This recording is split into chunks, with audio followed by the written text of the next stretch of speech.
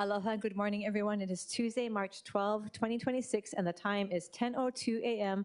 Will the Committee on Budget please come to order? Welcome to the committee members who are present in the chamber today.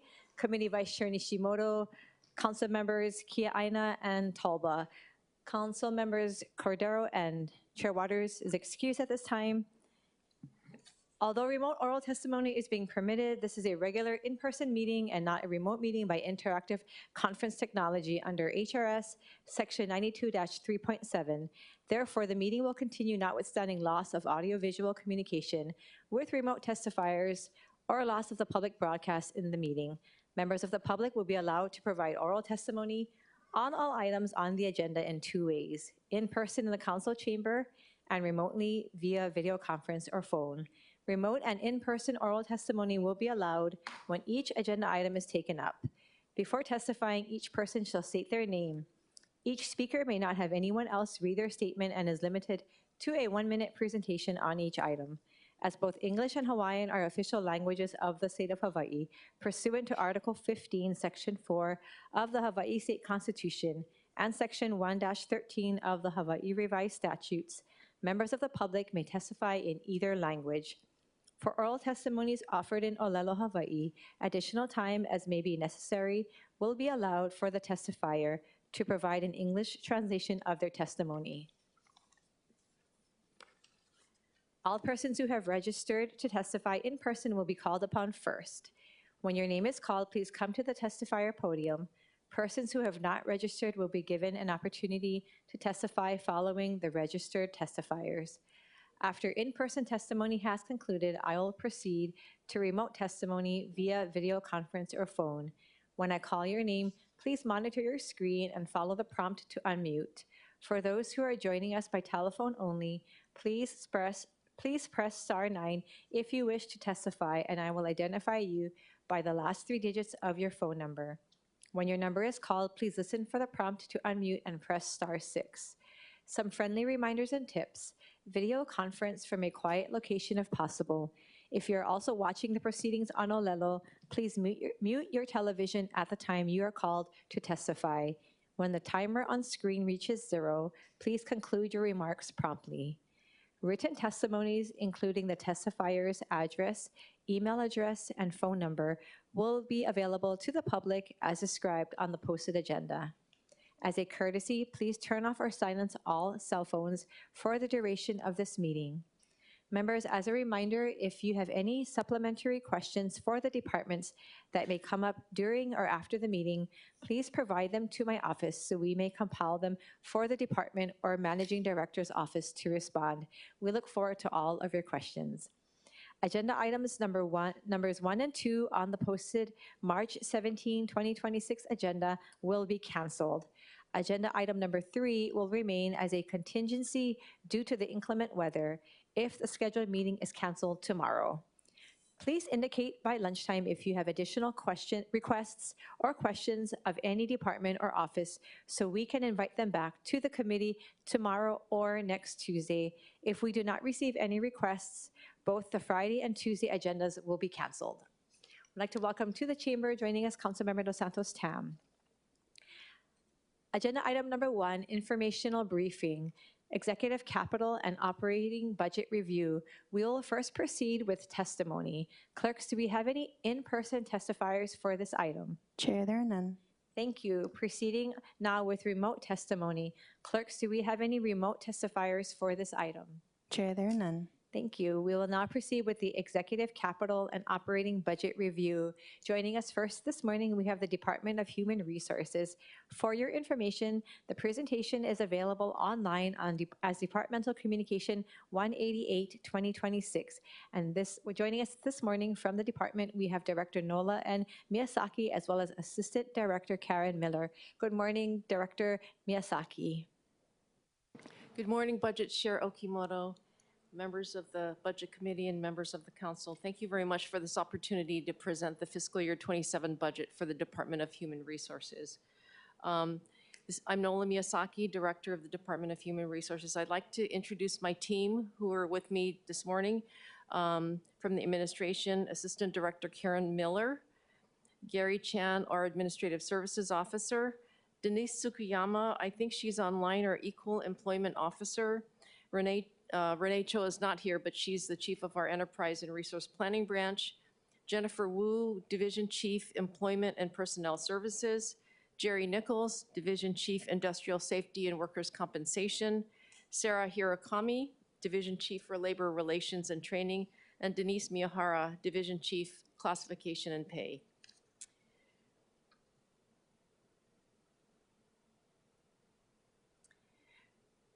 The Department of Human Resources is charged with managing the city's talent based on the merit principle and generally accepted methods of classification and employment. Included in that mandate is the management of the conduct, movement, and separation of public officers and employees. The department's objectives are to attract, hire, and retain the best qualified civil servants, and to provide our employees with opportunities for training and promotion so that they may have rewarding career paths within the city. The department's operating budget is comprised primarily of salaries, which make up 90% of the total budget. The remaining 10% of operation expenses are mainly projected expenses for arbitration due to collective bargaining, in addition to annual costs of examinations, recruitment, retention, and training. DHR operates 100% on general funds. Our proposed budget for fiscal year 27 is $9,544,967, reflecting a 10.18 increase from fiscal year 26. Excuse me.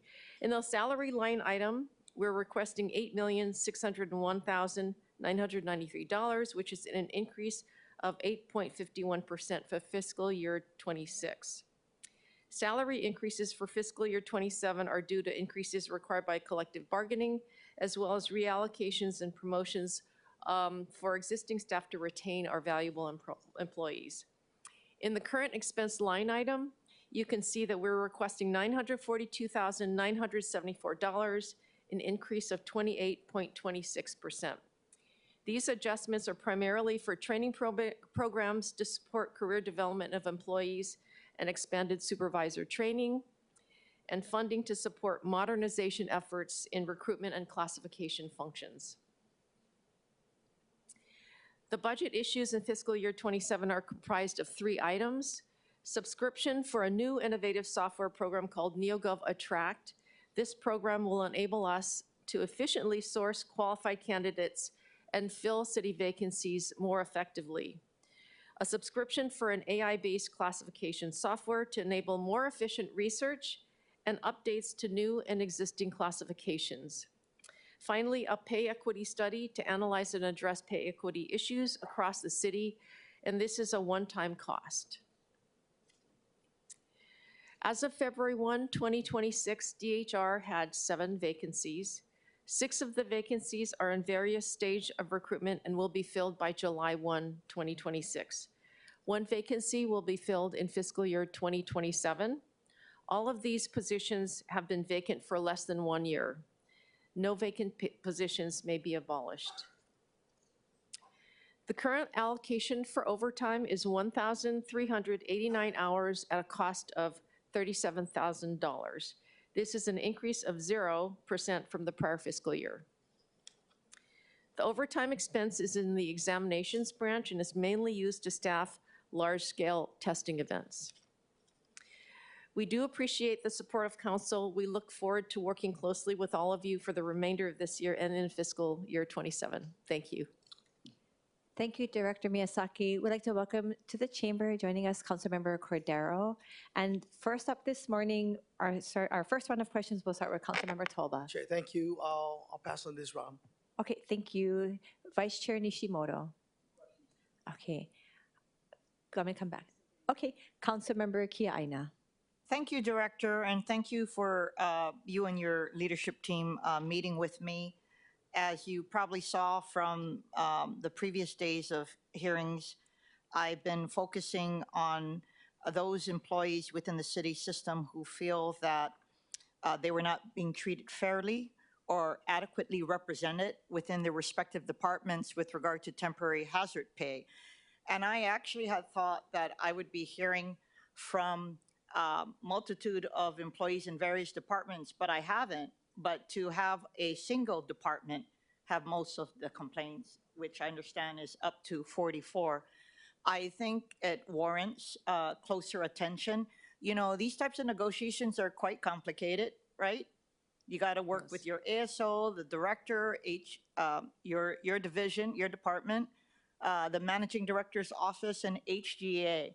But to have that number of employees feeling that they were misclassified with regard to a full-time teleworking and hybrid teleworking needs to be addressed. And I just want your assurances, because Director Crucky said yesterday he's trying to come to closure in 7 days. I don't know if that's his own internal deadline or something that is coming from you.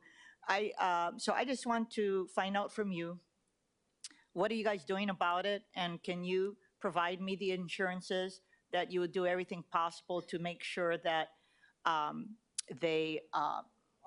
their concerns are adequately addressed? Thank you, Council Member, for that comment. We have been working hard to research and look at all of the cases. It's a case-by-case review, and we're going to continue to research. I mean, you know, the temporary hazard pay has been a long process, but we, you know, above all, we want to make sure that everyone is treated fairly and equitably. So we will definitely, you know, get this resolved, working with the department to do that. I can't commit that it will be done in 7 days. There are quite a few, and as I mentioned, we need to review different kinds of records with the department. So, but we will definitely get it resolved. Okay, thank you. And I didn't, the days didn't matter to me either. I want it to be addressed appropriately.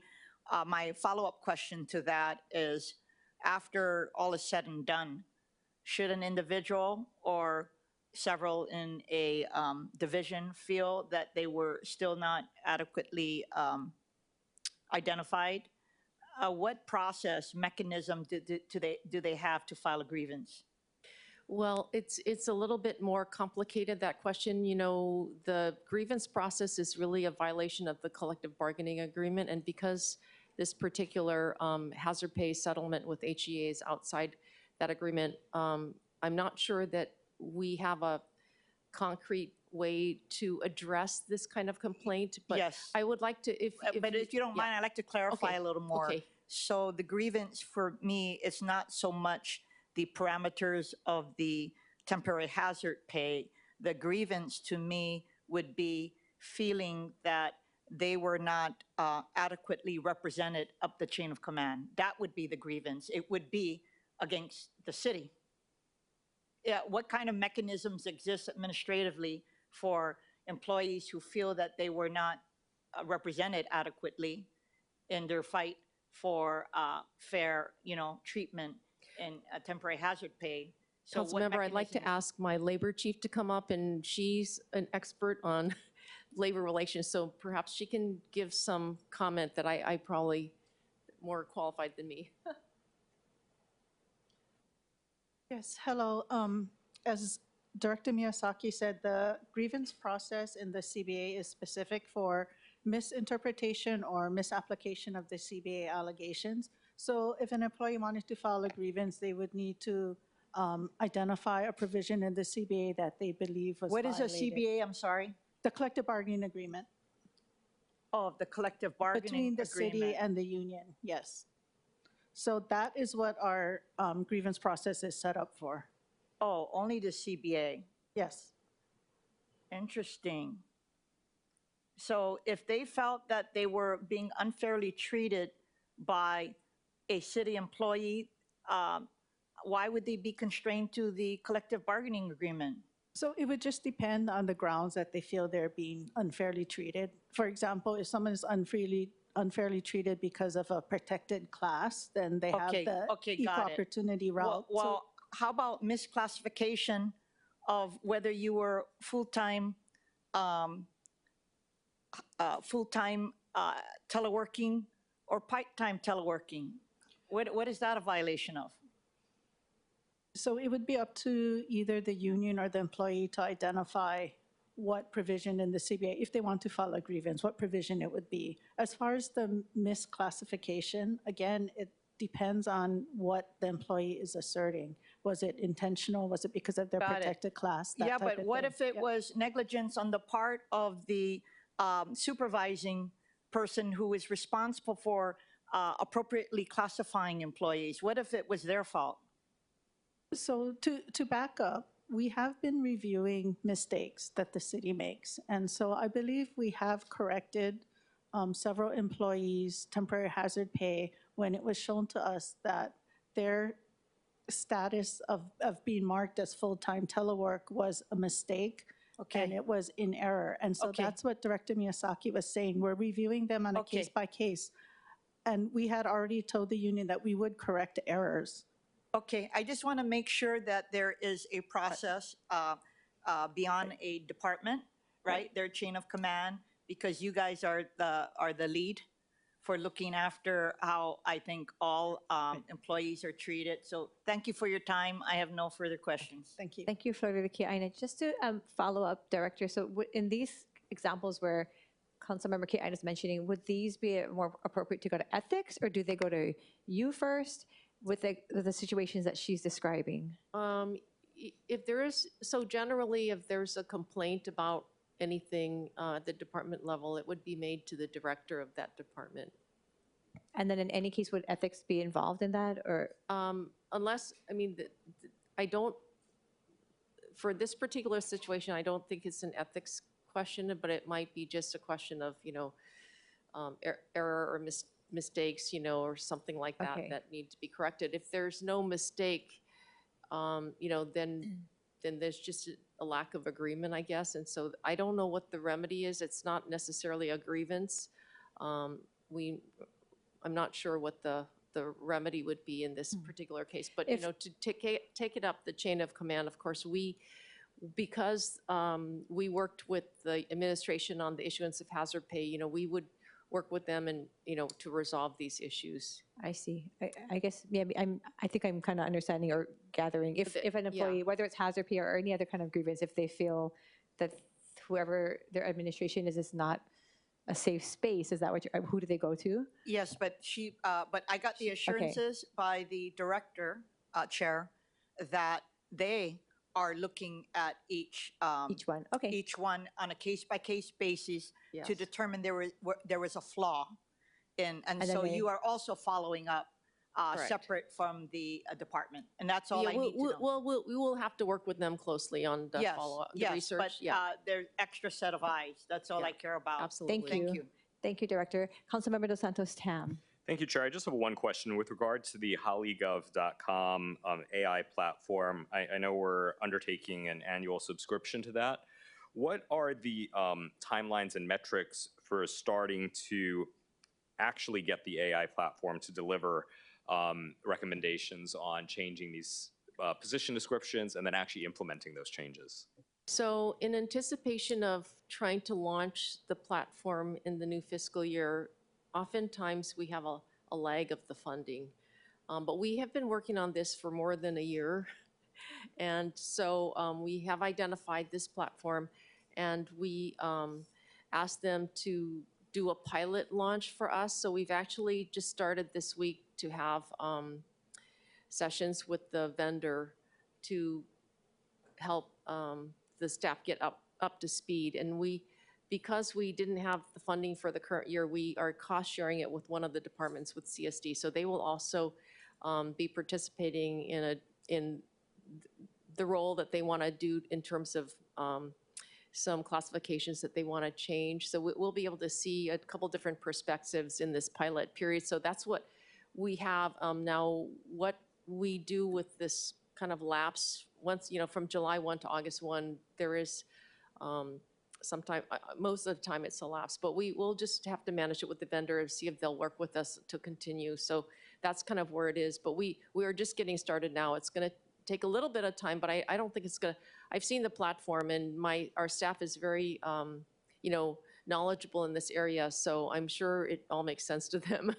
Yeah, I guess my question is more towards, can we expect by the end of the first quarter of the new fiscal year, so by September 30th, 50 new position descriptions using the AI, or 200, or 1,000, or can the AI just do this in 3 months because it's so darn smart? Like, I'd like to get some metrics so we can measure this and make sure that it's actually happening.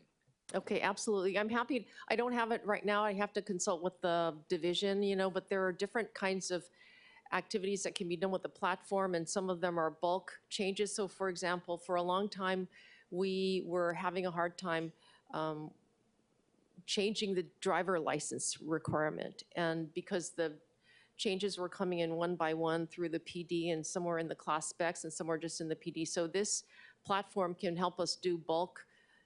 They can pull up all the classes that have that driver's license requirement, which we have not been able to do with our current really old system. So we can go through them as a bulk and make changes more quickly. So I don't know how many of those actions, we might have. We've already kind of worked on the DL requirement, but that's an example of some bulk actions. But I will definitely get with the staff and I'll follow up with you.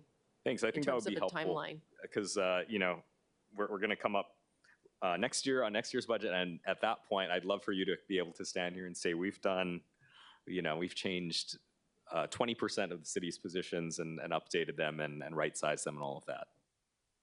Absolutely. Well, I'll definitely follow up. Thank you. Thank you, Councilmember DeSantis Tam. Councilmember Toba, Vice Chair Nishimoto. Okay, Councilmember Cordero. Hi, thank you very much, Chair Okimoto. I just have a few questions. Hi, Director Miyazaki. Sorry, I was so sick when we were trying to meet last week, but I do have a few follow-up questions over the past few years of what we were discussing. I do note that in your slide, you did talk about investing in the subscriptions as well as different softwares and the study for pay equity. I know that maybe a few years ago we focused on working with the other counties and the state, looking at the minimum qualifications and reclassifying positions, right? And then you made a note about like, oh, maybe, if we all talk to our state rep. So I talked to my state rep, Rep Ichiyama, and she said, we're feeling the same crunch at the state as well. Since then, that was maybe about 2.5 years ago, with this pay equity study and hopefully movement to address and reclassify positions and minimum qualifications, have you seen that change anything for the better or progress for the better here at the city? Well, we're modifying or updating the classification is really an ongoing project. It's not a one-time thing. And so over the past couple of years, what we've been focused on is just modernizing some of the class specs so that it's easier to hire some of the positions. But a lot of the specificity of these classifications are really set up by the departments. So to the extent that we want to broaden classes, we've created a couple positions that are broad and professional level, that can be downgraded to the trainee level and that kind of thing. And we just released another one that CNP worked on. So we have seen, I think, improvement in terms of trying to broaden and make it hard, easier to qualify for some of these class specs. Some of the jobs are so specific, though. We're probably the only pipe fitter employer in the state of Hawaii. So we have pipe fitters and that kind of thing. We have sanitary chemists. So some of the specs are hard to do, but I think we've made a lot of progress. But I think in terms of the efficiency and our ability to compare with other jurisdictions, not only the classification, but the pay ranges and the jobs and duties, this is the software that will help us, because usually it requires a lot of manual research. We still do the research. It's going to be similar research, but it's going to be with the databases that this platform will provide. It will really speed up the process for us. Thank you very much. I appreciate that information. And may I just ask, when certain positions are then downgraded to a trainee position, is that downgrading the whole actual FTE position or just the employee that It downgrades the position, and then it can be reallocated up. So as soon as, it's usually because someone doesn't have the it's been hard to fill at the requirement level. So if you need so many years of experience and we can't find that because it's really specialized, some of these positions, when it requires experience, you actually have to work for us to get the experience, right? So sometimes we will downgrade the position to a trainee or a level 1, so it doesn't require that kind of really specific experience. And then as soon as the experience is attained and they can work at the next level proficiently, they can get reallocated up. So each position is usually graded at a certain level. And and when it gets downgraded, it can be reallocated back up to that same level. Thank you. I just know that through the past decade or so, we've seen where some positions have been at a certain classification for a very long time, and from what we hear, it takes a while through DHR to then get up to that next level. So hopefully that with this pay equity study and even just like other efforts that your department is making, it will be able to be addressed. I do want to commend your department for really stepping up on the recruitment aspect. I'm always sending it to my youngest brother whenever you folks are posting it. So thank you.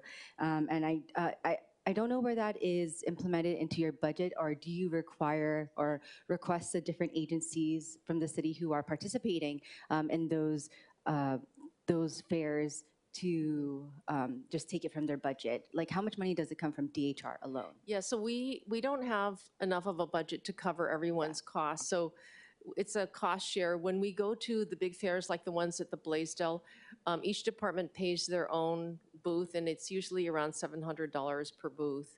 And we used to do just one fair a year, maybe 2. Now we do all 4. There's 1 a quarter. And with this attract module that we've actually piloted partial of the program that's available.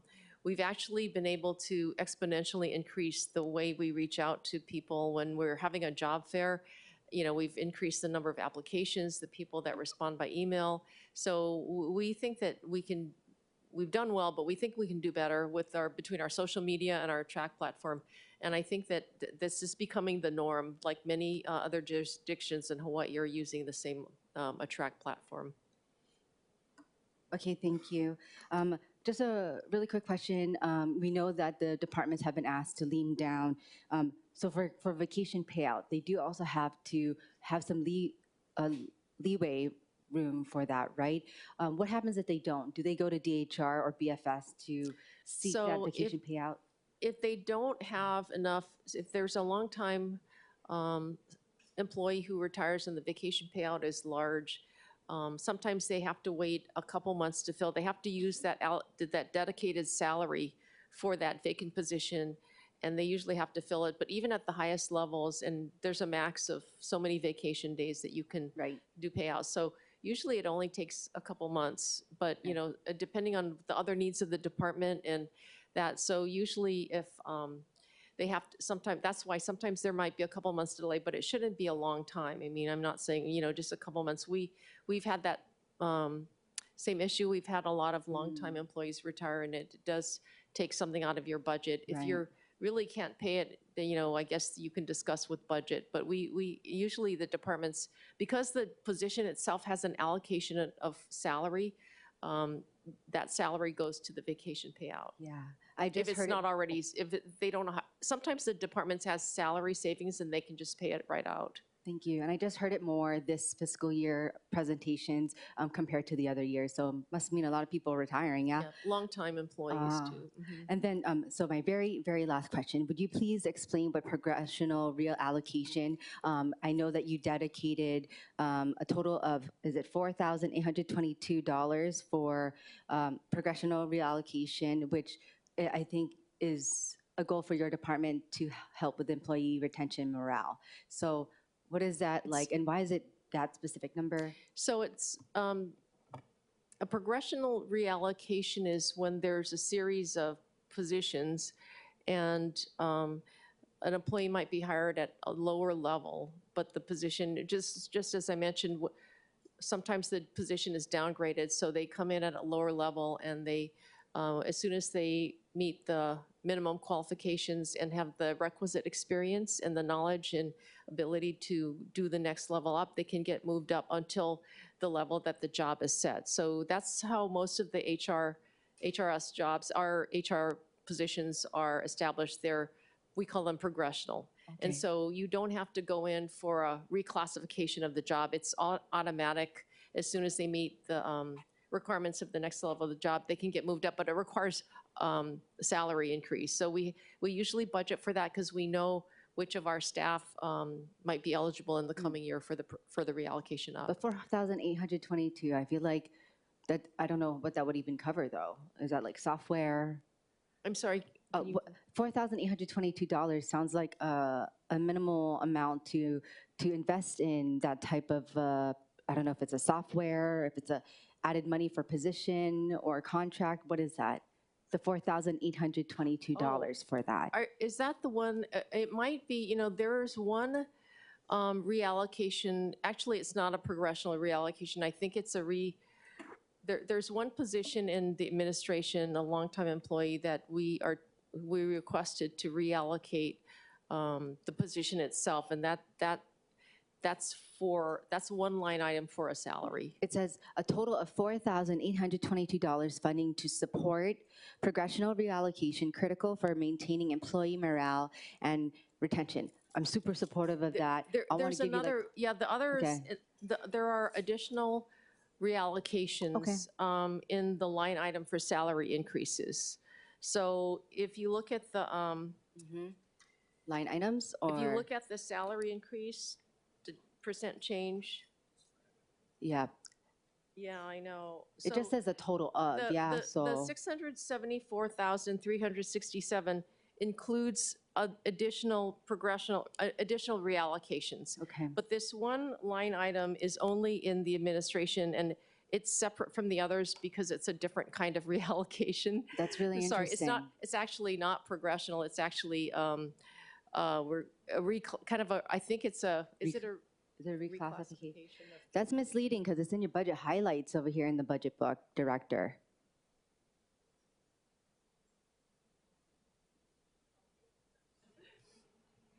It's called a non-progressional reallocation.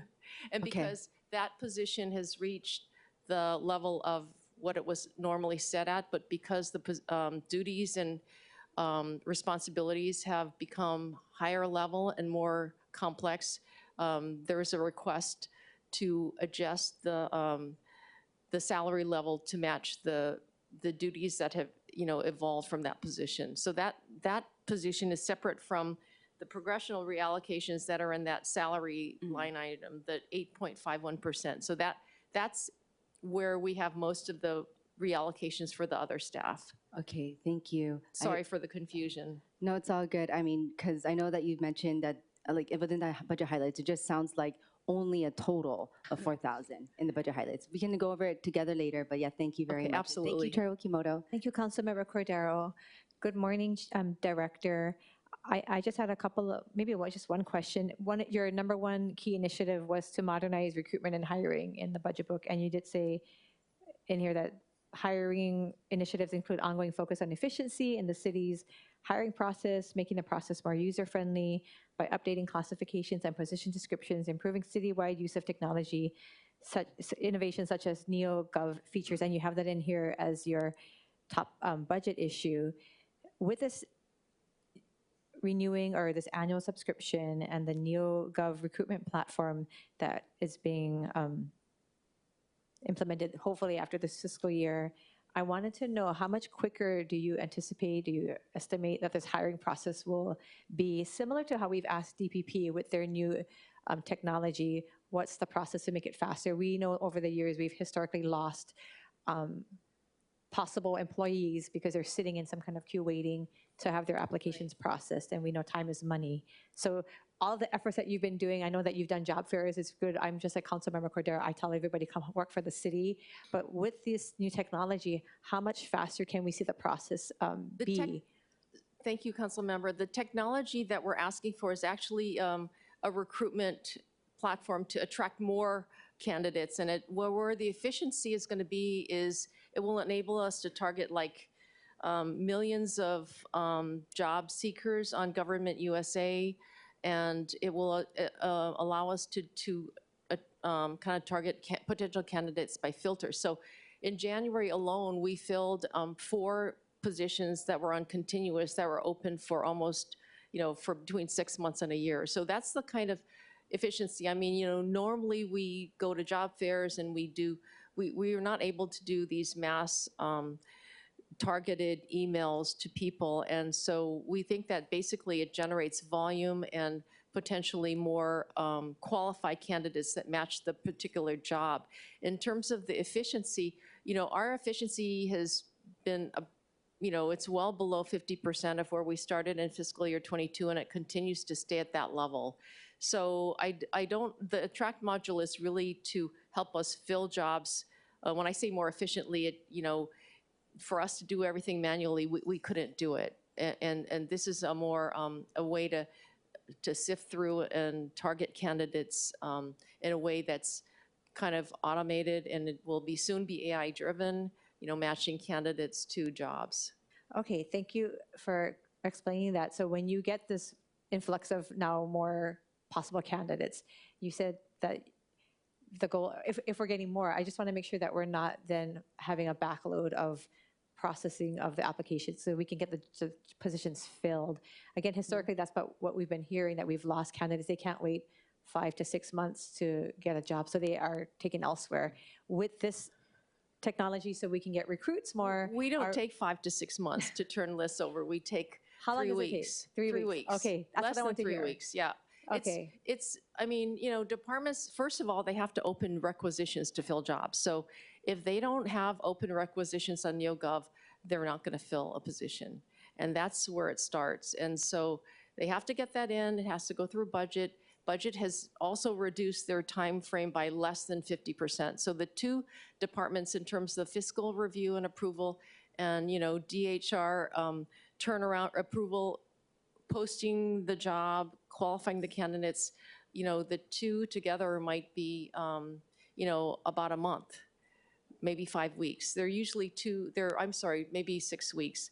But between the time that someone applies for a job and the department gets the list, that's usually 3 weeks. But between the application and the receipt of the list. So the candidate is actually only waiting 3 weeks. It's how long it takes the department to do the interviews and make a selection, that's up to each department. Okay. And do the suitability, the background check, that's all the department, and get them in the job, get them into the orientation, and do that efficiently and quickly. It varies by department. Okay, thank you for explaining that and clarifying. I just wanted to make sure. It's good to hear that the process has been has become more efficient. I'd love to get it shorter, but so far they're right on track. Okay, thank you. Members, any second round questions for the director and the DHR department? Okay, seeing no further questions, thank you so much for you and your team being here this morning. Moving on to our next department, and one that needs no explanation or extra excitement to introduce, we have the Department of Enterprise Services, and they have jurisdiction over the auditoriums, golf courses, zoo, and concessions. Members, for your information, this presentation is available online as Departmental Communication 189-2026. Joining us today, we have Director Dita Hollyfield and Deputy Director Jocelyn Doan. Thank you so much for being here, and their team. And I'll gladly turn the time over now to our director.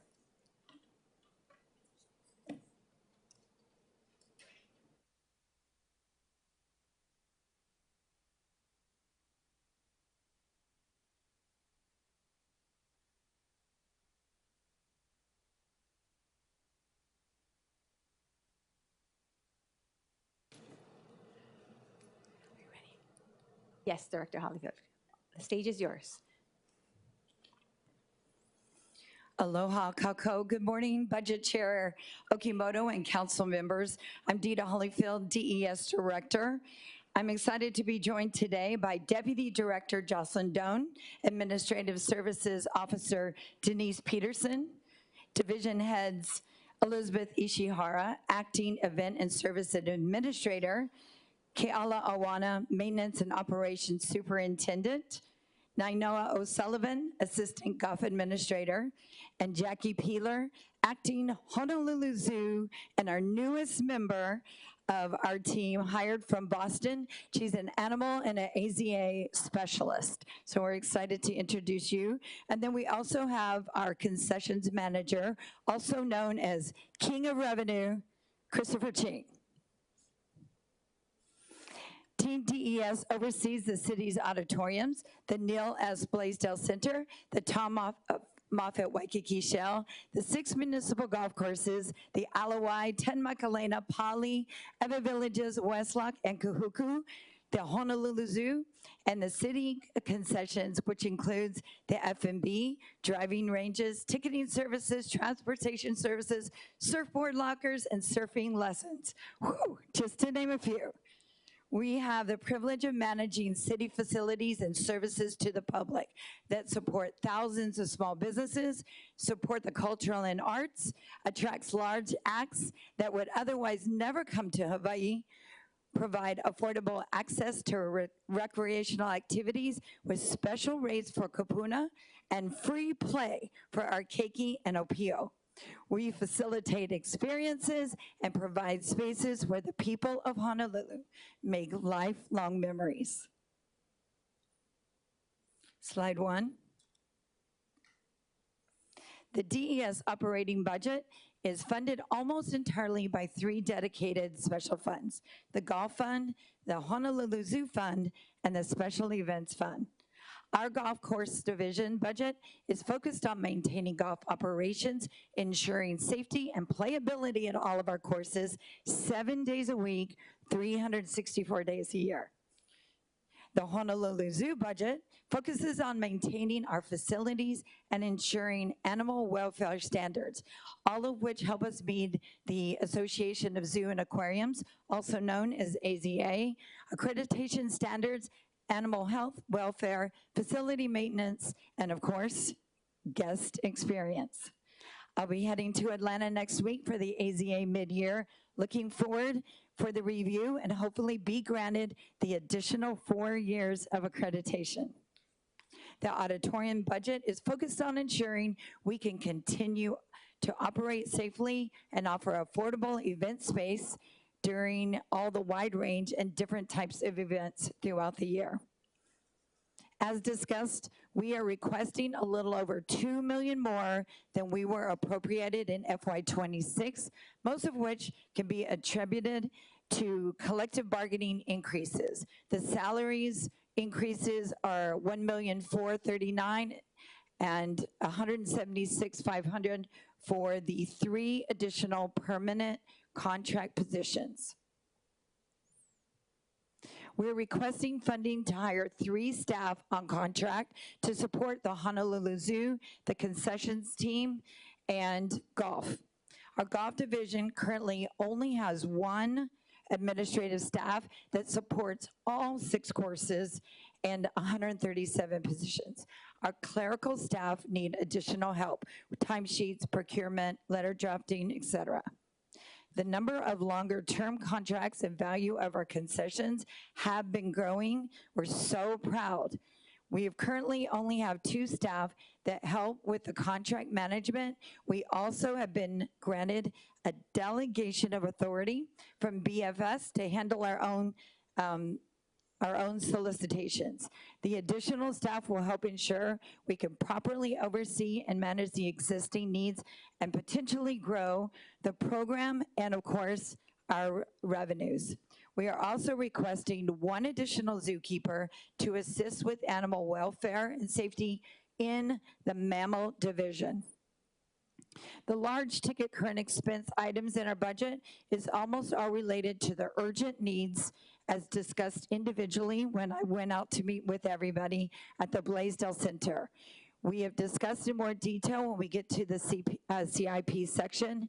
We discovered in early and mid-25, major repairs are needed to the Blaisdell Arena and to the roof. According to our requests, nearly $350,000 for drapes and new carpet for the concert hall, which are decades old, and it shows. We originally intended to replace the carpet and drapes with renovations to the front of the house at the concert hall, which was supposed to have started a few months ago. However, we had to pivot and instead use those funds, CIP funds, to start repairs for the sewer line running underneath the arena and of course the arena roof.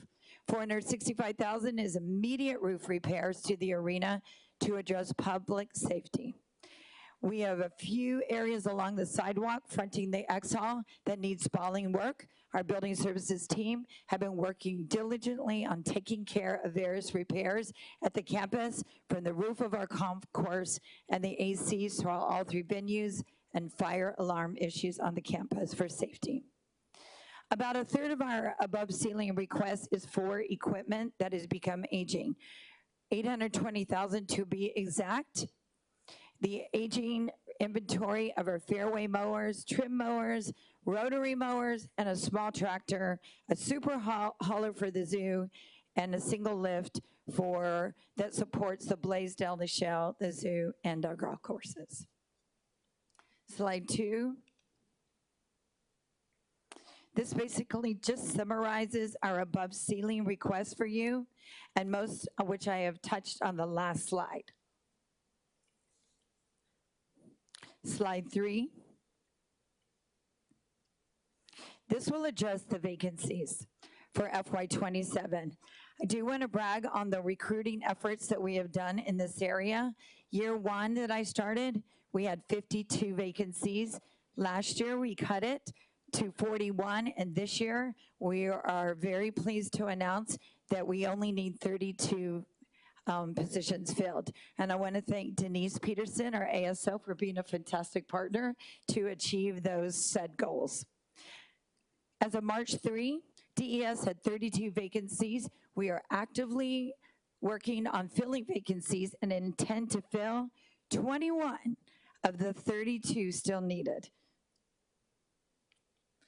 Of the 32, 9 are in auditoriums, 12 in golf, 10 in zoo, and we look forward to making sure that we are doing our due diligence and making sure we're going to be filling those. Slide 4. This slide reflects DES's overtime requests broken down by division. Before I run through, I just want to remind everyone how incredibly complex it is when it comes to overtime in our division. Because we are open so many days of the year, and then of course our auditoriums is seasonal, all of our venues. So some years we can have, 40 rentals, and some years we can just have 10. So we try the best that we can to manage by hourly calculations, and operational management needs to cover all of our divisions. Facilities, as I said earlier, are unique, open for business 7 days a week, all the days of the year, including major holidays. Golf courses, 364 days a year, which includes New Year's and Christmas. And then auditoriums, 7 days a week, and rentals often include major holidays. And then the Honolulu Zoo, which is 364. Our business model is holidays, evenings, and weekends, and even the Honolulu Zoo, when it is not open for customers, we are caring for over 900 animals every single day. Our holiday overtime request is based on 14 holidays in FY27, and our non-holiday hours are calculated the best that we can do on our prior year uses. Slide 5. Revenue estimates. The revenues are based on projections made in late 2025. We anticipate auditoriums revenue to decrease due to the closure of the arena partially through FY27. We're hoping for closure to start in February as announced individually as we met with each one of you, but we will be working closely with DDC and Mark's team on the timing. Even if the start date gets pushed back, we will likely need to be conservative about booking all of those large venues and promoters events that they want to bring. The reduction in revenue is based on our best guess. We're trying to work through some of those numbers. Now, the zoo revenues are projected to be a little flat, given the zoo's reliance on the tourism market. The latest Your Hero report notes that tourism, although has stabilized, is not yet expanding. While the Japanese recovery has resumed, arrivals for the other international markets have actually weakened. We are hopeful that our new ticketing concessionaire and our ticketing concession includes marketing and social media plans, which will help us mitigate any impacts that otherwise might be reduced in expected tourism and tourists. I do want to thank Councilmember Kia Aina for noticing our uptick in our social media, because we are trying the best that we can to mitigate any of the projected losses. We will still be looking for other revenue streams and other ways to fill in the gaps. We are hoping for a slight increase in golf revenue, which is partially attributed to the revenue from the Alawai driving range. Our golf revenues are significantly less reliant on tourism spending, which is only 2%.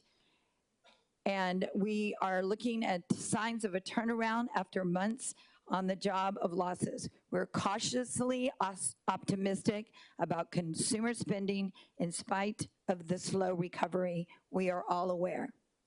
Slide 6. Our capital improvement budget. The lion's share of our CIP requests across all divisions is to address desperately needed renovations resulting for deferred maintenance. I think as I started 2 years and 10 months ago, I was really surprised at how many things, just like many of the new directors under Blangiardi's reign, is just how much deferred maintenance had been kicked down the can. So we are addressing as much as we can head on. For auditoriums, we estimate we're going to be needing an additional $10 million to address the urgent repairs to the Blaisdell Arena, sewer, and roof, as discussed prior this week individually. However, we learned in July 25 that we should start those repairs sooner than later. With support from DDC, we've pivoted away from starting the phase 3 from the concert hall, and we're going to be forward-facing with trying to do drapes and carpet, fill in the pukas for the concert hall, and allocating those funds to the design work for the area sewer and roof construction for the sewer. This leaves an estimated remaining need for the arena, as said earlier, for the $10 million. For golf, we are also requesting approximately $5 million. Most of the allocated to the upgrades to the aged irrigation system, specifically at the Alawai, our flagship course. The system is 40 years old and continually having issues with pipes breaking weekly. We have to turn off the irrigation pumps and requires additional leaks in trying to address our electrical and irrigation communication lines. We also want to get a start on the design work for the Eva Village's irrigation system, which means construction would be in a couple years in the future, but we need to know now more as we complete the Alawai project.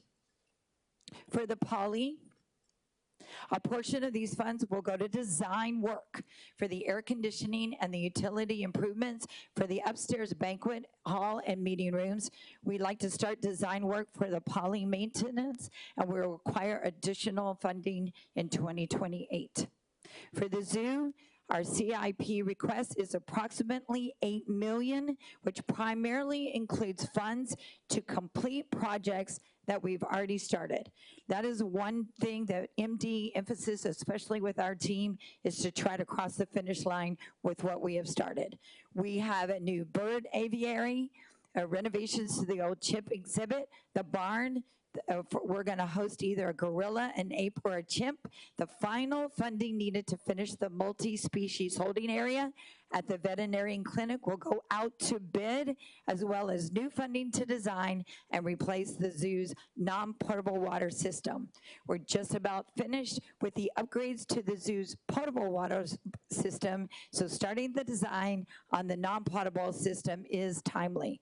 The system supports almost all the animal exhibits in the Savannah area, which is gharial, elephant, hippo, etc., and the aging system currently requires our staff to go outside the zoo across the street to manually adjust the pressure valves. We are anticipating possibly starting the design work on a new exhibit for a Bituron or a similar animal, but we shared with Councilmember Dos Santos Tam this week, we're not gonna wait, and we're gonna look for the exhibit to acquire a Bituron, start a process where maybe we could merge the species together, the Bituron and a sun bear. So we are super excited about that.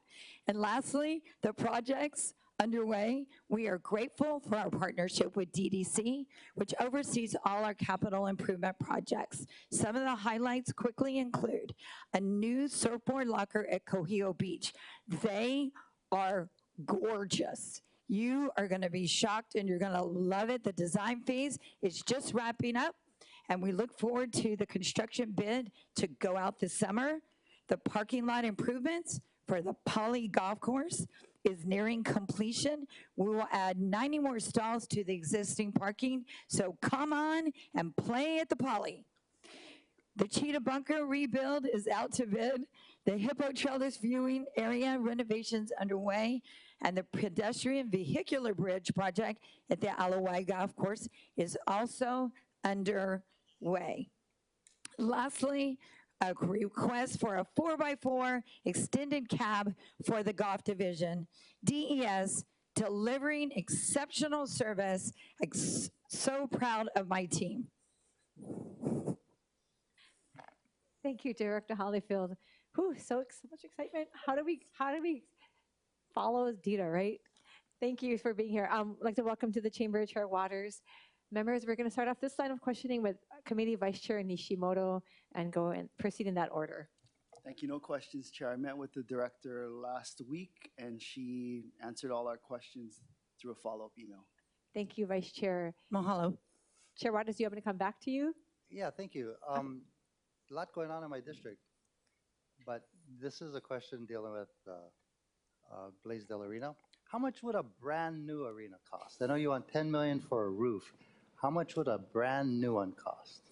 Just curious. Well, I know that a lot of studies were done prior. Elizabeth, do you have a number? I would say about 1.5. So the estimate is about 1.5 billion. We did talk about it in our meeting the other day. So when the study was done, that was approximately 8 years ago, we think. And they had it at 750 million, but we estimated even at that time we might not have made 750 million. So 750 million, and that was like 8 years ago. And as we calculated, they felt like, come on in. Sorry, so we did have a project that was for 750 million. We thought that would include the entire campus, but even those projections were kind of low at that time. But just looking at new arenas that are built in other places, the estimation is between 1 and 1.5 billion just to get an arena off the ground these days. So what do we use the arena for? I know we have concerts, large concerts, maybe 2. Director, if you a could have, year. sorry, anyone from your team who comes up, if they could just state their name for the record. I forgot to make that statement before. So I'll go ahead and address that question.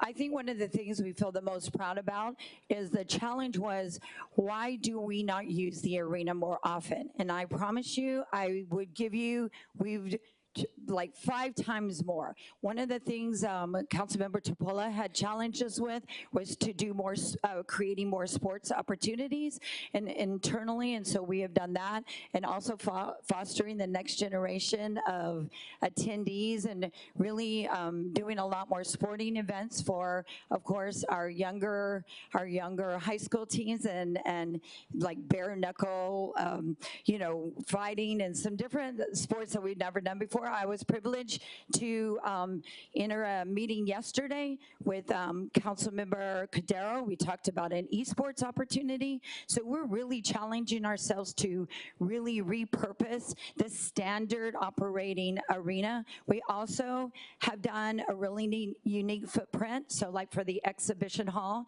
So we have expanded many of the X Hall events where you actually walk across and use the arena as also a footprint, and expanded their opportunities for their different trade shows. We get trucks in there and all kinds of different things. So, you know, we're looking for different ways that is just not a concert music venue. You know, we've really expanded the comedy realm and different things like that. I did get a little bit of pushback from your team last year when I wanted to put a basketball court in there. You know, the kids, high school kids, don't really have a place to have their tournaments. Volleyball, same thing. So I'm happy to hear that you're now open to that, to replacing the basketball court. Is that? So our basketball court was completely unusable. And so we had to go through the city's way of, you know, getting rid of something like that. And so we can announce to you that we have got rid of the old basketball court. And so, you know, we're open. We want business. And so any of the ideas that you guys have, you know, I've always been open to all your vision. Just curious, what did you do with the old basketball court? We sent it to reuse Hawaii. Oh, awesome. Mhm. Awesome. That's perfect. I don't know what they could reuse it for, but No, people buy it and they make tables out of it. You can make all kinds of good stuff out Yeah. of it. It's good wood. Okay, no sense put a basketball court until you put a roof, though, right? Because otherwise the basketball court's going to end up the exact same place. But I do want you to know, and I want the council to feel completely, you know, confident that we're not going to just sit around. We're going to look for more revenue streams. We have Chris Ching, the king of revenue, a concessionaire. We're opening a brand new restaurant in the Eva Villages here in the next 30, 60 days. And we're going to be searching for other ways that will fill in the pukas from the loss of revenue from the arena side. We're going to run for the fences to book even more than we have, which I'm extraordinarily proud of the marketing team. And we have been calling and looking for business versus just sitting around. No, good idea. Even at the golf courses, Benko Pali Golf Course, right? I mean, just throwing that out there. Why not? So we're already in discussions, and I will go with you on that pitch, I promise, if you can get me there. But we're looking at doing the golf course actual holes as sponsorship opportunities. We're already diving in big time into the Honolulu Zoo in terms of sponsorships. Deputy Doan is a huge assist in that area. And we've also talked to interested parties in the arena and also the concert hall. I will say, when we reopen the arena in 20 months, you and I kind of had a giggle about it. I'm looking forward to having a new improved product to go and try to grab some big naming right money so that we can really present for the company that decides to partner with us our best foot forward. All right. Thank you so much. Thank you, Chair. Thank you, Chair. Thank you, Chair Waters. Councilmember Cordero. Thank you, Budget Chair Okimoto. Director Hollifield, thank you very much. I'm very excited. We were so excited to meet Lulu, the Honu, and just for all your team's efforts to really push all the things that DES does forward. First off, I know that when you presented to us the marketing for each individual golf course, I know that, of course, that took off. And I was looking if you're utilizing those marketing to also raise revenue, like make swag, merch, that kind of stuff. instead of just giving out the kind pins? Thank you so much, because we were just talking about this Oh, really? before we walked in. So Yeah. now you're reading our minds. First of all, I believe that marketing cannot stay stagnant. Yeah. There are years that certain verticals and certain, priorities will work, and then there's not. One of the things I feel super excited that we pivoted this year. Of course, we're staying with some traditional radio, but for golf specifically, we have our own golf show now, and it is with Guy Hoggy on Hawaii News Now, and it's sort of like his version of Cheap Eats, but now it's affordable golf. And so Guy Hoggy comes out, we're going to each one of the golf courses, they walk through the pros and cons, whether it's a hard course or a fun course, an easy course. It's just a great way to get our message out. Hawaii News Now is a juggernaut when it comes to the number of people and the eyeballs. We've got replays and all that. So we're hitting about 500,000 people per episode. And so that's great. And then we've upped our game in the social media with our PIO. He has just been a game changer. For the zoo, we have Meet the Team Thursdays, and he goes through and he talks about the individual animals and what the keepers do. So it's really special. And then, of course, you may or may not have seen some of our team members right here on social media, just trying to tell everybody in the community it's a great place to work. That's one of our recruiting tools. And then, of course, we stay very, very hyper-focused on assisting with the individual promoters and trying to steer them the correct way to be the most successful, because they're not from this market. Did that answer your question? Yes, absolutely. Thank you very much. And that is exciting. I love the social media. I always share it. I know, thank you. And yes, it makes it more relatable and just, it's very wholesome too. Okay, so so that's really great to hear about expanding from just the advertisements, especially for golf. I do want to ask about the zoo and the AZA. Are there any further funding that's needed to keep up with the accreditation that's highlighted in your budget? Thank you for the timeliness of this question as well. I will be leaving, as noted earlier, to Atlanta. I am extremely proud of the entire team. What we had to do unexpectedly last year when we got a 1 year, we weren't ready financially. I don't know if we are ready for the leadership, but we have worked every single day. I personally, I'm going down 3 to 4 days a week just to make sure that we support our new acting director, Jackie Peeler, who is an AZA expert, and she has just been invaluable to really tell us what we need to do.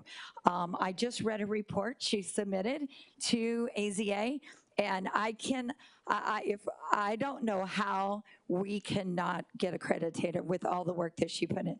It was very detailed, and I believe that we have crossed the finish line for all of the questions that came our way. We only had really 3 major concerns, and one of the major concerns, we actually fixed it before the accreditation team left.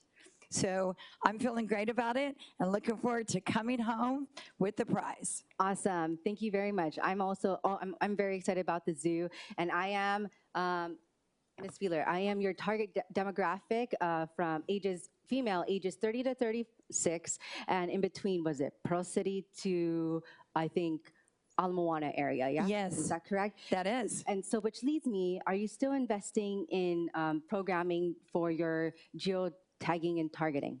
Is that the word? Yeah. Thank you for asking. So we're trying to give added value, first of all, in the Honolulu Zoo. We talked about the keiki train that's starting. We're going to be enhancing. There is the Honolulu Zoo Society is doing a gala on the 18th of April where they'll be raising money for a playground. And so we're very excited about these are some of the exciting things that we're going to be doing to attract the younger keiki to come. And of course, we are also just switching our demographic. We have summer camps. We have keiki camps for for spring break, and we're really looking at the educational piece. We have a snail barn that we've started, and just, some really great things. So keikis, we know, just like golf, you grab the keikis at a young age, that's the people that will be bringing their keiki and their keiki. Thank you. And I'm a huge fan of the YouTube, as well as watching the, not the fan cams, I'm sorry, but the animal cams and also the tours that you have there. But for the, you mentioned that you have a new bird aviary, but when there's construction on the exhibit, is the new bird aviary temporary so that you can construct the current bird exhibit? Another great question. The aviary is just going to be spectacular. It's going to be interactive. So you're going to actually go inside, and we'll have mesh all around, and you're going to be a part of the bird experience. So it's going to be spectacular. We will not be closing our bird exhibits at that point. I do think we need some modernization in that area. I'm definitely going to come freely and say I think some of the exhibits that we have, especially in the bird area, and I think Acting Director will agree with me, is that we do need some work, but we don't have it all dialed in. But what we do know is that we will not be closing the bird exhibit. This is Jocelyn Doan's dream. She's all excited about the bird exhibit. She has naming change that she wants with the King Kalakaua aviary bird exhibit. She is in love with our new hawk. She's going to specifically oversee some of the collection. So it's going to be great. Awesome. That's so great to hear. And so that's why I really wanted to ask, because I know it's a very popular thing. I was hoping that you wouldn't close it down and that construction doesn't last too long, because we saw before in past zoo and / GDC projects that it lasted for like many years before. I do have a question about your revenue. I know that we were talking about certain fees for different suites and halls at the Blaisdell, but also in other areas. Are you looking to up any fees? And it's not a bad thing. It's really cheap already. So it is very expensive. I think one of the things that, I was hired as a for-profit thinker, so I'm always looking for ways to increase revenue, but we also want to be mindful of all of the economy, what other departments are doing. So when we decide to raise fees at any point, I think we are looking at maybe some non-resident elevation and fees in the zoo area. We want to be mindful of where the economy is, and we are here to serve our community. So it will be well thought out, and we will be also sequencing alongside other departments fee raises and things as well. But yes, I always want to raise fees. Thank you very much. I'm with you. So I also just want to say thank you for looking forward and making things efficient for your staff. Hearing that your staff has to go across the street to fix the water pressure. What? Okay, anyway, thanks for taking care of that. I appreciate it. And thank you, Chair Okimoto. Thank you, Councilmember Cordero. Floor Leader Kia Aina. Thank you. Good to see you, Director, and good to see your leadership team. If they go across the street to fix the water, then maybe they can go to the Elks Club as well and relax a little bit. Director, thank you for identifying all of the items in your budget. You already know how I feel. I think that with regard to your kuleana and the challenges that you faced when you came on board, you've done a great job in utilizing the resources that you have at hand. I just have two comments. I appreciate the $400,000 for Pali Golf Course. I did want to say I don't know if I would be okay with on sponsorships for it to be called Banco Pali. I do care about Hawaiian names, and when you do seek sponsorships, I think you should be careful in how, right? Because you can do it without changing it. And then when it comes to the Hawaiian verbiage, I just would be a little concerned. I have a problem with the Waikiki shell. I'm not going to stop calling it the Waikiki shell, or the Honolulu International Airport. So I just wanted to make that comment. Thank you. I know you're very innovative with regard to looking for resources, and you and I talked about the Climate Resiliency Fund. So I hope that you saw the list, which I thought was really good compared to last year, take into account the concerns of some of the council members. And hopefully you will look at that as an avenue next year. But another fund that I wanted to flag for you, and it was raised during the DPR budget hearing, and that has to do with Ordinance 21-33, which sets aside 8.35% of the transient accommodations tax for, and I'll say what it's supposed to be for, be used to mitigate the impacts of visitors on public facilities and natural resources, including, right, the restoration, operations, and maintenance of beaches and parks. Now, while this can be construed to only be for the Department of Parks and Recreation, that is not the case here. Public facilities could be almost anything. And you stated that the zoo, of course, is highly dependent on tourism. So as far as I'm concerned, any capital improvement project at the zoo can be utilized. This funding stream could be utilized. So I just want to make sure that you look at it as a funding stream. $8.9 million has been set aside. I was not happy that supposedly all of it is for roofs in our parks. While I know it's needed, the intent of this was to supplement, not supplant, base funding. So that's it. Just want to tell you to keep up the good work. Thank you. And, you know, I feel like all of us have to be partners in these lean times to just look at ways how we could use all of the sources of funding, not just with general funds, but also with the funding streams that we have that actually includes the kuleana under your jurisdiction. And that's all I wanted to say. Thank you. I really appreciate the fact that you sent me towards Dr. Fox. We had a couple extraordinary great conversations, and all of your tutelage and help is needed.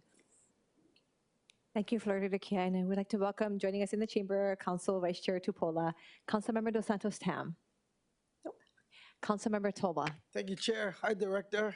Awesome energy. It's good to have that in this chamber, so thank you. At its fullest potential, the Blaisdell Arena, and I want to kind of go back to what Council Chair was talking about.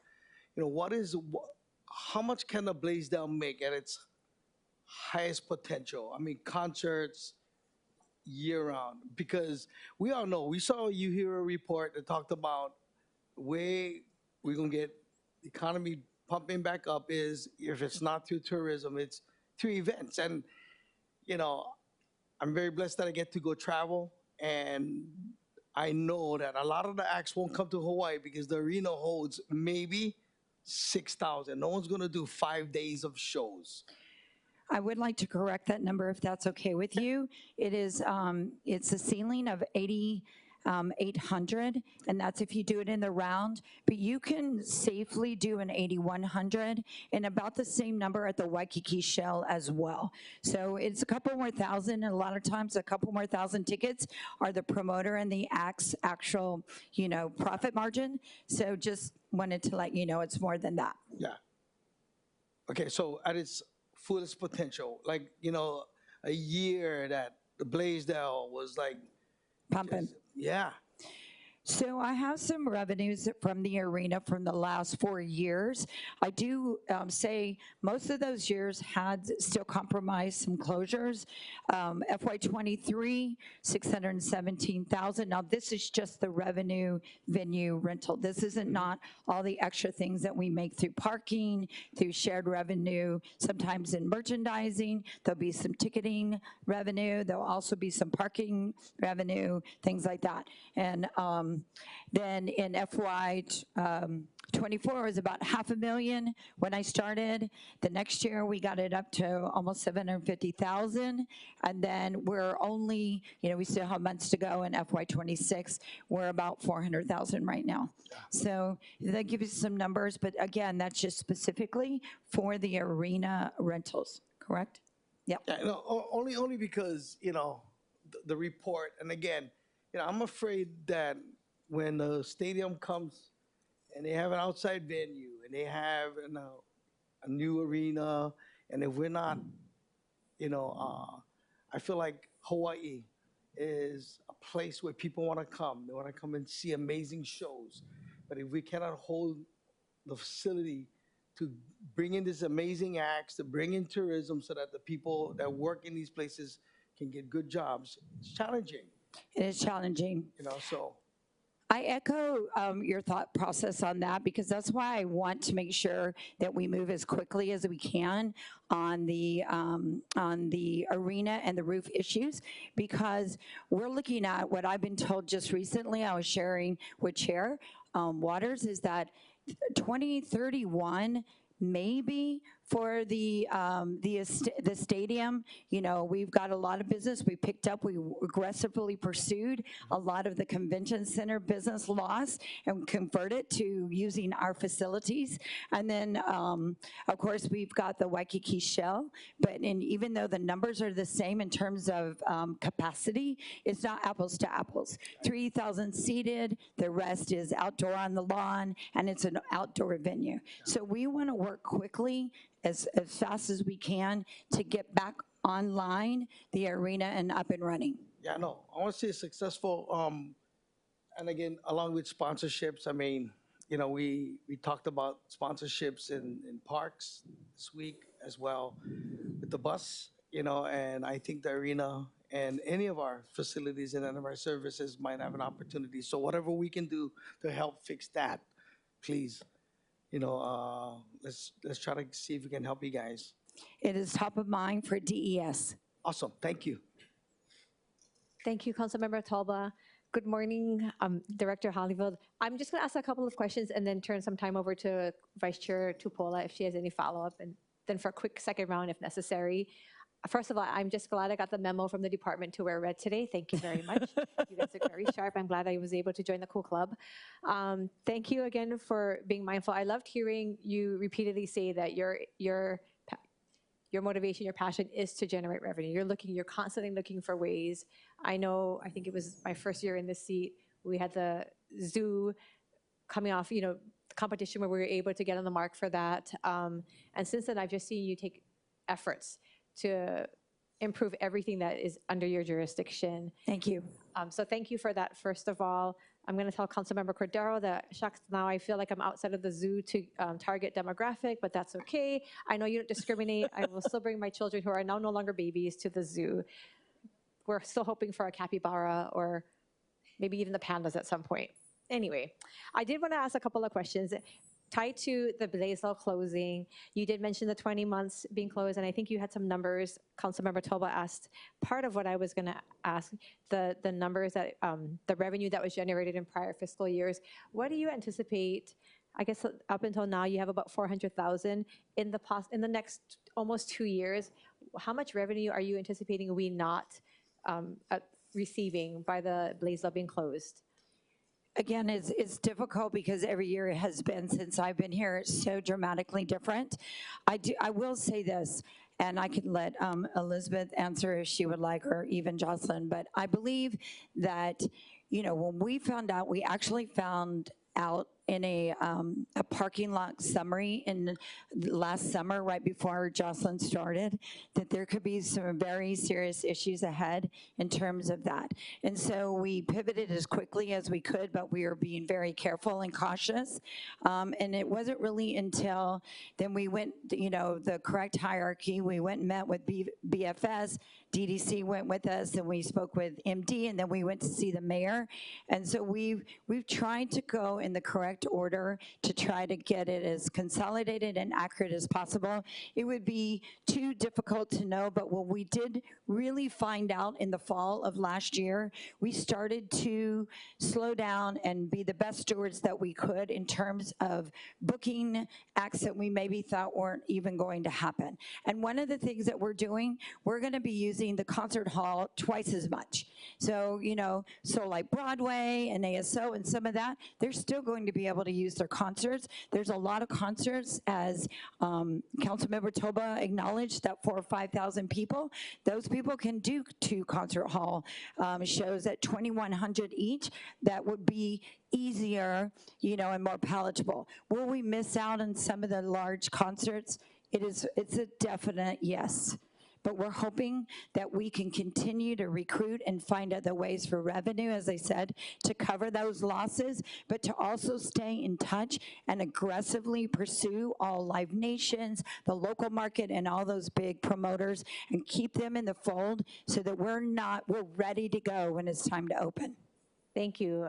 I do appreciate that. We know that because your department specifically is set up for concessions, that what you do is so essential. You guys can generate revenue. So thank you for continuing to try and find ways during the closure of when the roof is being fixed of the Blaisdell. And my last question, and this may be a small question. You mentioned the 3 new positions that you are adding on this year, and you explained them. I was just curious why they're listed under contract positions and not under permanent FTE.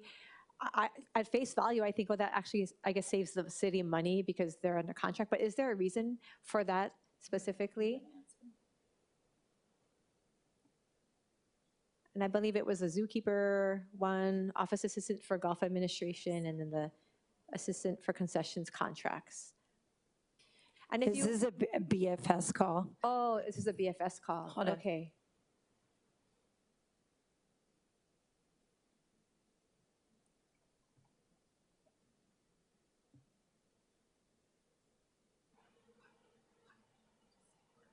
And if you want to get, and if you can just say your name, Deputy, or whoever is answering the question. Aloha, Jocelyn Doan, Deputy Director. Of course, we want to eventually convert these positions to permanent positions. I think for concessions in particular, it's a growing program, so it's about sort of learning what we actually need for the long term. The zookeeper position, we have other similar zookeeper positions, so hopefully next year when we are in front of you again, we'll be able to convert that into a permanent position. And as it relates to the golf team, for some reason, we've always only had one administrative staff assigned to 137 staff team. But because, again, it's a new idea to expand this group, I think the idea is to see how it goes. Is this what we really need? Do we need something a little different? And so next year, hopefully, we come back to you with these 3 positions with a permanent position request. Thank you very much, Deputy Director. Director Hollifield, do we have people in these positions or prospects, or are do you have people that are filling these positions currently? No. We do not. You hire But as we stated earlier, we're always recruiting. Always recruiting. Thank you so much. I think that might have been the last of my questions. If I have anything else, I will come back to you. Vice Chair Tupola. Thank you, Director. Hey, aloha, Director. Thank you for being here. Aloha, staff. Thank you guys for supporting her and all your cute videos that you make together. It looks like a very fun place to work. Thank you for acknowledging. That's what we want. We want people to be excited to work for the City and County of Honolulu, so bring that energy. I did have only a few questions. You know, there is no worry in my mind about specific things you're doing with entertainment, because I know you're trying to drive as much sales as you can, as much of the uncornered market to come to us as you can. Yes. So when is the actual closure of the Blaisdell starting? And like, because there's current shows that are happening, like how is that phase out going to happen? Thank you. We're looking currently, DDC is acknowledging a end of February of next year. Oh. And then we have been, as I stated earlier, great stewards of really looking the calendars, who's going to come, and be proactive to reach out to our partners and just trying to help them find, better dates, maybe come now and then, and put us on your stop in 2 years, that kind of a thing. So we're very on top of the calendar, I promise. Yeah, no, it's great. You have a lot of time to plan and prepare for that date. That's good to know that it's not happening until next year. Secondarily, I don't know if you already mentioned this, like the partnership that you kind of built with DPR, I think like the buses that they have going to Hanauma Bay and how we can kind of like draw that crowd to the zoo. Did you already share that today? I didn't share that, but we did talk about the King of Revenue, Christopher Ching. Mm-hmm. And so one of the things that we came up as partners is that when Chris is doing, concessions for other departments and helping, he always thinks of DES as well. And so our transportation partners right now, when you buy a ticket to Hanauma Bay, you also get a ticket to the Honolulu Zoo. Ingenious. Ingenious, Christopher Ching. And so we are excited because if we're going in a normal year, which we will right around the corner from, that would bring at least $500,000 extra to the Honolulu Zoo's bottom line. See, you see what I'm saying here, guys? I'm demonstrating that Dita is always thinking towards economic stimulation and coordination between the other departments in the city, because that's what we need. That's what Chairwater wants. Like, we need to be able to build that revenue. So I thank you for being mindful in that way. And a good thing that happened through the year that was kind of bothering you before was the BFS easier negotiation for the concessions. And I think that I just wanted to applaud BFS on that, because there's not one person that doesn't complain about them and procurement. So you guys were able to work out something easy and fast. Yes, so we have a delegation of authority as stated earlier, but I do want to thank, actually it started with MD and Mayor, and then Andy Kawano and Carrie Castle. They have just been fantastic. And then Chris put together, he has an app that's just for him and Andy, and they speak secretly to each other, which we're not sure what's really going on, but we're excited because we get the job done.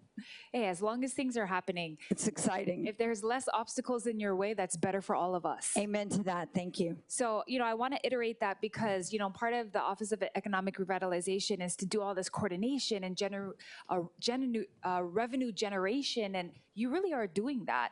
So I think that it's something that we have to be mindful of. We had a baby conversation about it yesterday with DTS. How can we raise funds at all the rail stations? So it has to be something that we're all mindful of. And gosh, we wish you had a twin, a triplet, all the things.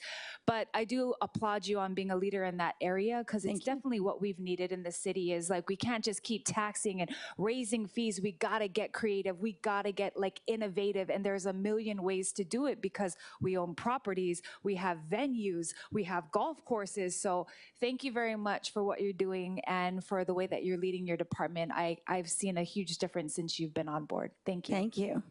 Thank you, Vice Chair Tupola. Members, any second round questions for the director? Yes, Chair Waters.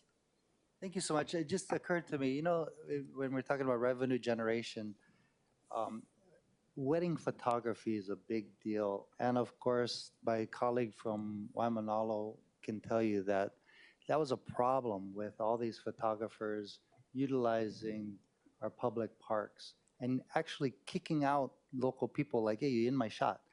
Anyway, we ended up passing legislation banning them. And guess what? They're moving to other districts as a result. But here's my idea. Okay. The pavilions in Waikiki, we're basically giving the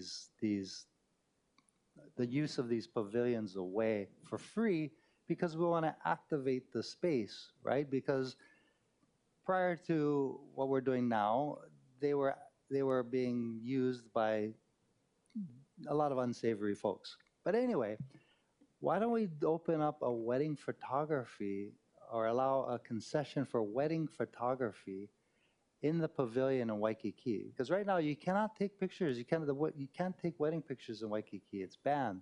But if we open up one of these pavilions and have people rent them out by the hour or two, I bet you could generate a heck of a lot of money, right? You got Diamond Head in the background, iconic Waikiki Beach, canoe rides right there. You have this photo that you can take home with you. I think that would be a great opportunity, and you could actually make a lot of money from these pavilions.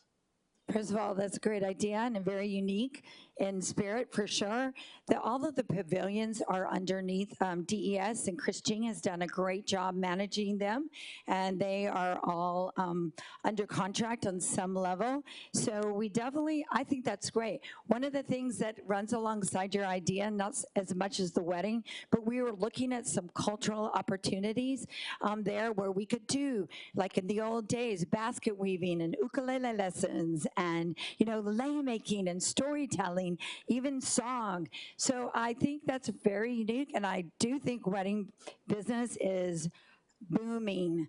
And so I will take that into consideration. I look forward to us further talking about your idea, and thank you. Thank you, Chair Waters. Members, any further follow-up questions for the director and her team? Okay, I want to thank you again. I think maybe some of us know, but I'm not sure if the public knows, but when there's a storm, we always think about DFM and ENV going out there, but I will tell you, Dita and her team, they have to worry about the zoo animals and the golf courses and things that we normally wouldn't even consider. So I know that you guys are out there whenever we have natural disasters, storms coming out. I just want to thank you and your team for not just being mindful of how we can generate income, which is obviously a priority for the council, but just taking care of the facilities that you're responsible for. Thank you so much. We look forward to reporting back in 2 weeks with AZA. Thank you so much. Excited. Thank you. Okay, members, we will be moving on to the next department, the Department of Design and Construction. And just for announcements, after the Department of Design and Construction, we will be taking a break for lunch at that time. So just for any of the following departments for their information. And for your information also, the presentation for DDC is available online as Departmental Communication 190-2026. Joining us today, I do not see Director Haku Millis. I do see Deputy Director Mark Yonamine and your team. I'm guessing Haku has 2 reasons to be busy right now, I know. 3 reasons, 2 new reasons. But we'd like to welcome you and your team, Deputy Director. Mark Yonamine, Deputy Director, Department of Design and Construction. Thank you, Budget Committee Chair Okimoto, Vice Chair Nishimoto, Council Chair Waters, and Budget Committee members. Thank you for this opportunity to present the FY27 DDC budget. As I had mentioned, Director Millis is on family leave right now. Timing didn't go too well around our presentation, but I'm sure he's listening right now. I'd like to take some moment to just introduce the team here. I have my ASO, Natalie Krovchak, Civil Division Chief Tim Trang, Assistant Chief Howard Koza. From our land division, our chief, Aaron Sakamoto, is on vacation. So here to represent them is David Ishikawa from surveying, David Lee from acquisitions, and Chris Converse from appraisals. Also have mechanical electrical division chief, Alan Lee, facilities division, Dean Shimomura, and Dennis Kodama. And also from our program coordination branch, Sandra Kunioka.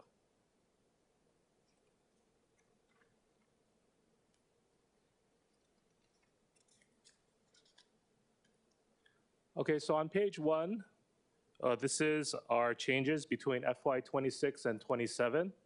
So the bottom line, as you can see, it's not much, right? 0.3 increase percent. Our full-time employee, we have 201 in 26. We're asking for 4 more in 27, which would be a 2% increase. Our salaries have increased just 2.4%, and our current expenses and equipment have gone down 1.1% and 55.2% respectively.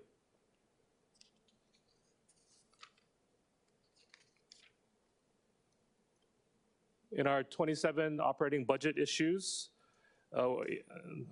under administration, we have $1 million, and that's for the Downtown Business Improvement District for planning and design services. Under project and construction management, $348,000. That's for a mechanical electrical division, mechanical engineer 3 position. In facilities, they're requesting a vehicle for $51,000.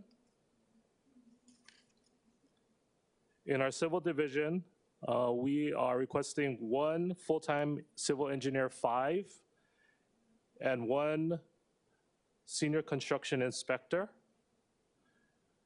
And that's to support our bridge program that we're trying to elevate because of all the bridges that need repair or replacement.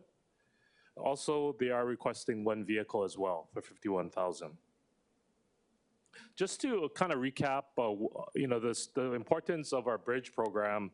Right now, our civil division, there's 400 bridges.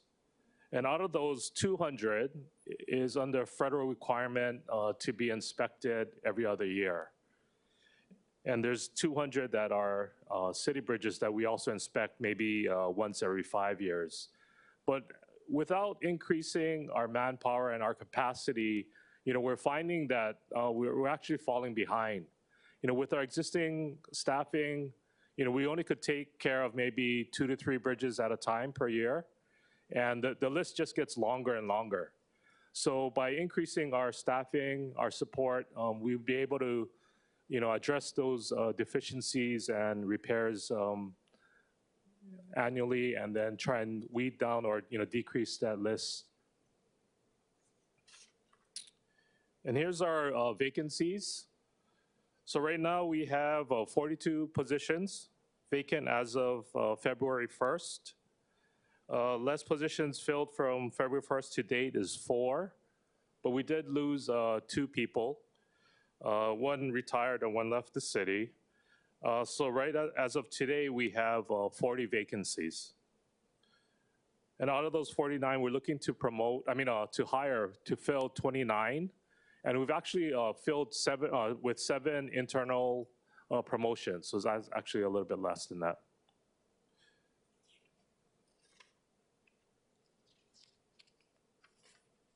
And this is our overtime, our department overtime, $265,000 non-holiday and $5,000 holiday. And if you look at it by activity, there's some in administration, but most of it is in project and construction management. And so that goes back to our bridge program. So actually right now we have some engineers out in the field monitoring the bridges, and as bad weather happens, they're out there making sure that the bridge remains open, or if there's need to close it, then they will make that call as well. So a lot of times, it does require weekend work, overnight as well. So that's why the overtime is needed. And we also have our inspector from our mechanical electrical division as well. He works closely with HART when they require street light work. So he'll go out as HART requests, and his overtime, though, is covered by the contractor.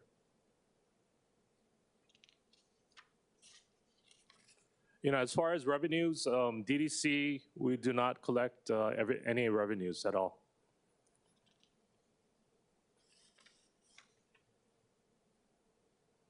Federal funding. So DDC, we get a little over $2 million, and that is in support of the bridge inspection requirement by the feds. So they give us $2 million to do the inspections, and then the city has a $1 million matching as well. And we're also working with Erica and Annika from MD's office on being more proactive and trying to find federal funding. They've been a really big help in kind of guiding us through that process, and giving us a heads up of the opportunities out there. I think without them, we were kind of struggling with that, but they've really been a big help to us. And just by activity, so that overtime is within our project and construction management.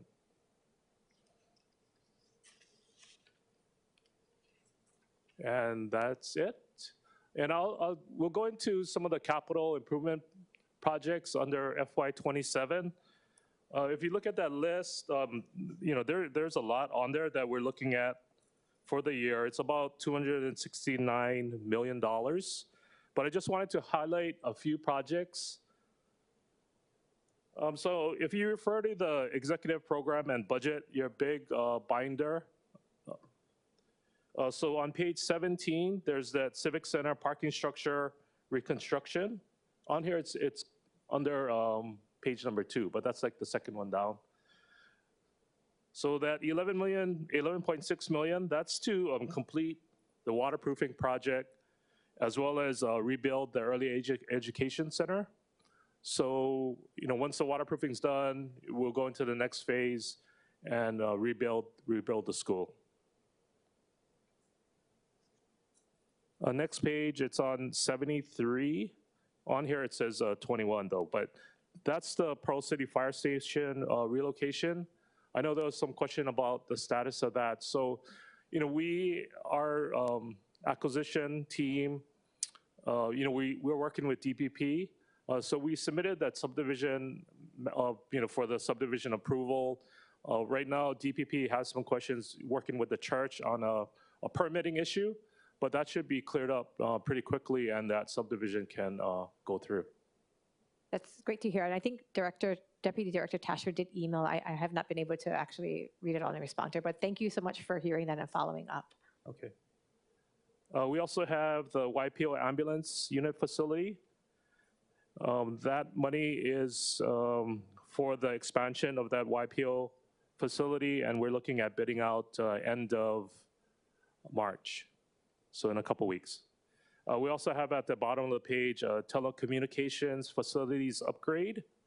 That's to replace the Mokulea Tower for DIT. On the next page, we have Salt Lake Boulevard widening on page 147. That 40 million is for the last phase of Salt Lake widening. So we're going to go out to bid by the end of this year. Below that, 2 down, is the Villages of Kapolei infrastructure improvements. We need to work with our sister agencies, DFM, DTS, as well as DPP, on trying to come up with a plan going forward on phasing the improvements needed in Villages of Kapolei. On the next page, we have Kehi Lagoon Beach Park. That's on 426 of the book. Up here, it's on page, it says 63. That's to demolish the one remaining comfort station and the reconstruction of the other 2. So we'll have 2 new ones. And that's going out to bid early, actually next year. Honolulu Beach Park Comfort Station, that's to build a new one, and that's going out in first quarter of next year. Just below that, a couple down up there it says 71, but that's the Sandy Beach Park water line project, but that also ties into the botanical garden. So the first phase, it's gonna go out to bid, I think, towards the end of this summer, and there's subsequent phases to run that water line from that near that golf course where the botanical garden is, kind of cross country down to the beach park. And below that, as Director Hollifield has mentioned, the Blaisdell Center re-roofing, we're looking at going out to bid probably by mid-December of this year. And that's 10.75 million. And that's all I have. I'll take any questions. And I do have, like I said, my staff here to answer any questions as well. Thank you, Deputy Director Yanamine. And just a quick reminder, if one of your staff does come up to respond to a question, if they could just state their name for the record. Okay. Thank you. We'll start off this line of questions with Chair Waters. Oh, thank you. I asked DFM about roads, and he said that DDC also does road repavement. How do you determine what DDC does and what DFM does? Yeah, so DFM, they have an existing, I'll call it like an IDIQ with existing contractors. So basically, they're just doing the quick mill and fill type of projects. They completed King Street, and I think upcoming they're going to come back on Beretania. But as far as the projects that our civil division focuses on, it's more involved. We also work with DTS on complete streets to see if we have to incorporate any elements that we feel is necessary for other modes of travel. So we work with DTS as well, but we do look at, maybe a little more robust type of rework. Maybe we have to go down further than just the 2 inches, right? We'll go down into the sub-base and everything and kind of redo the whole pavement structure. Okay, so in your slide deck, you have highways, streets, and roadways. So is this what we can expect for the next year, whatever is on this list, and nothing more? We have to go through that evaluation process. We do work with DFM. That's kind of the eligibility list. And we do look at, if there's any conflicts maybe with Board of Water Supply, other projects that might be in an area, and then we kind of pick and choose, streets and package it up into then one project. Okay, and then as it relates to my district, real quick, you said that phase 1 is the water line for the botanical garden, but a subsequent phase, perhaps phase 2, you're going to actually bring a water line down to the beach park? Yes, that's correct. We're going to replace that line, yeah. And when you say that, that goes down to the bathroom? Correct. Okay, can we extend it down to, at the very end of the beach park is the spot called Chambers. We want to put a shower there. Can we do that? We'll work with DPR on that. I don't know if they like the idea, but I like the idea. So I'll work with you on getting the additional funding, because another shower there, I think the community would be very, very happy. And by the way, everybody goes to Sandy Beach from all over the island. It's the best body surfing spot on the island. So it's not like we're just taking care of my district, but we're taking care of the whole island. Okay, thank you. Appreciate you. Thank you, Chair Waters. Councilmember Cordero. Thank you, Chair Okimoto. And yes, Deputy Director Yonamine, I used to take the bus to go Sandy's after school, so truth. Okay, so questions relating to, I get it, client agency, you're listening to them, even the funding, for a lot of the funding, right, for where you go out for procurement and bidding with vendors and everything, that's all reliant on your client agencies too, right?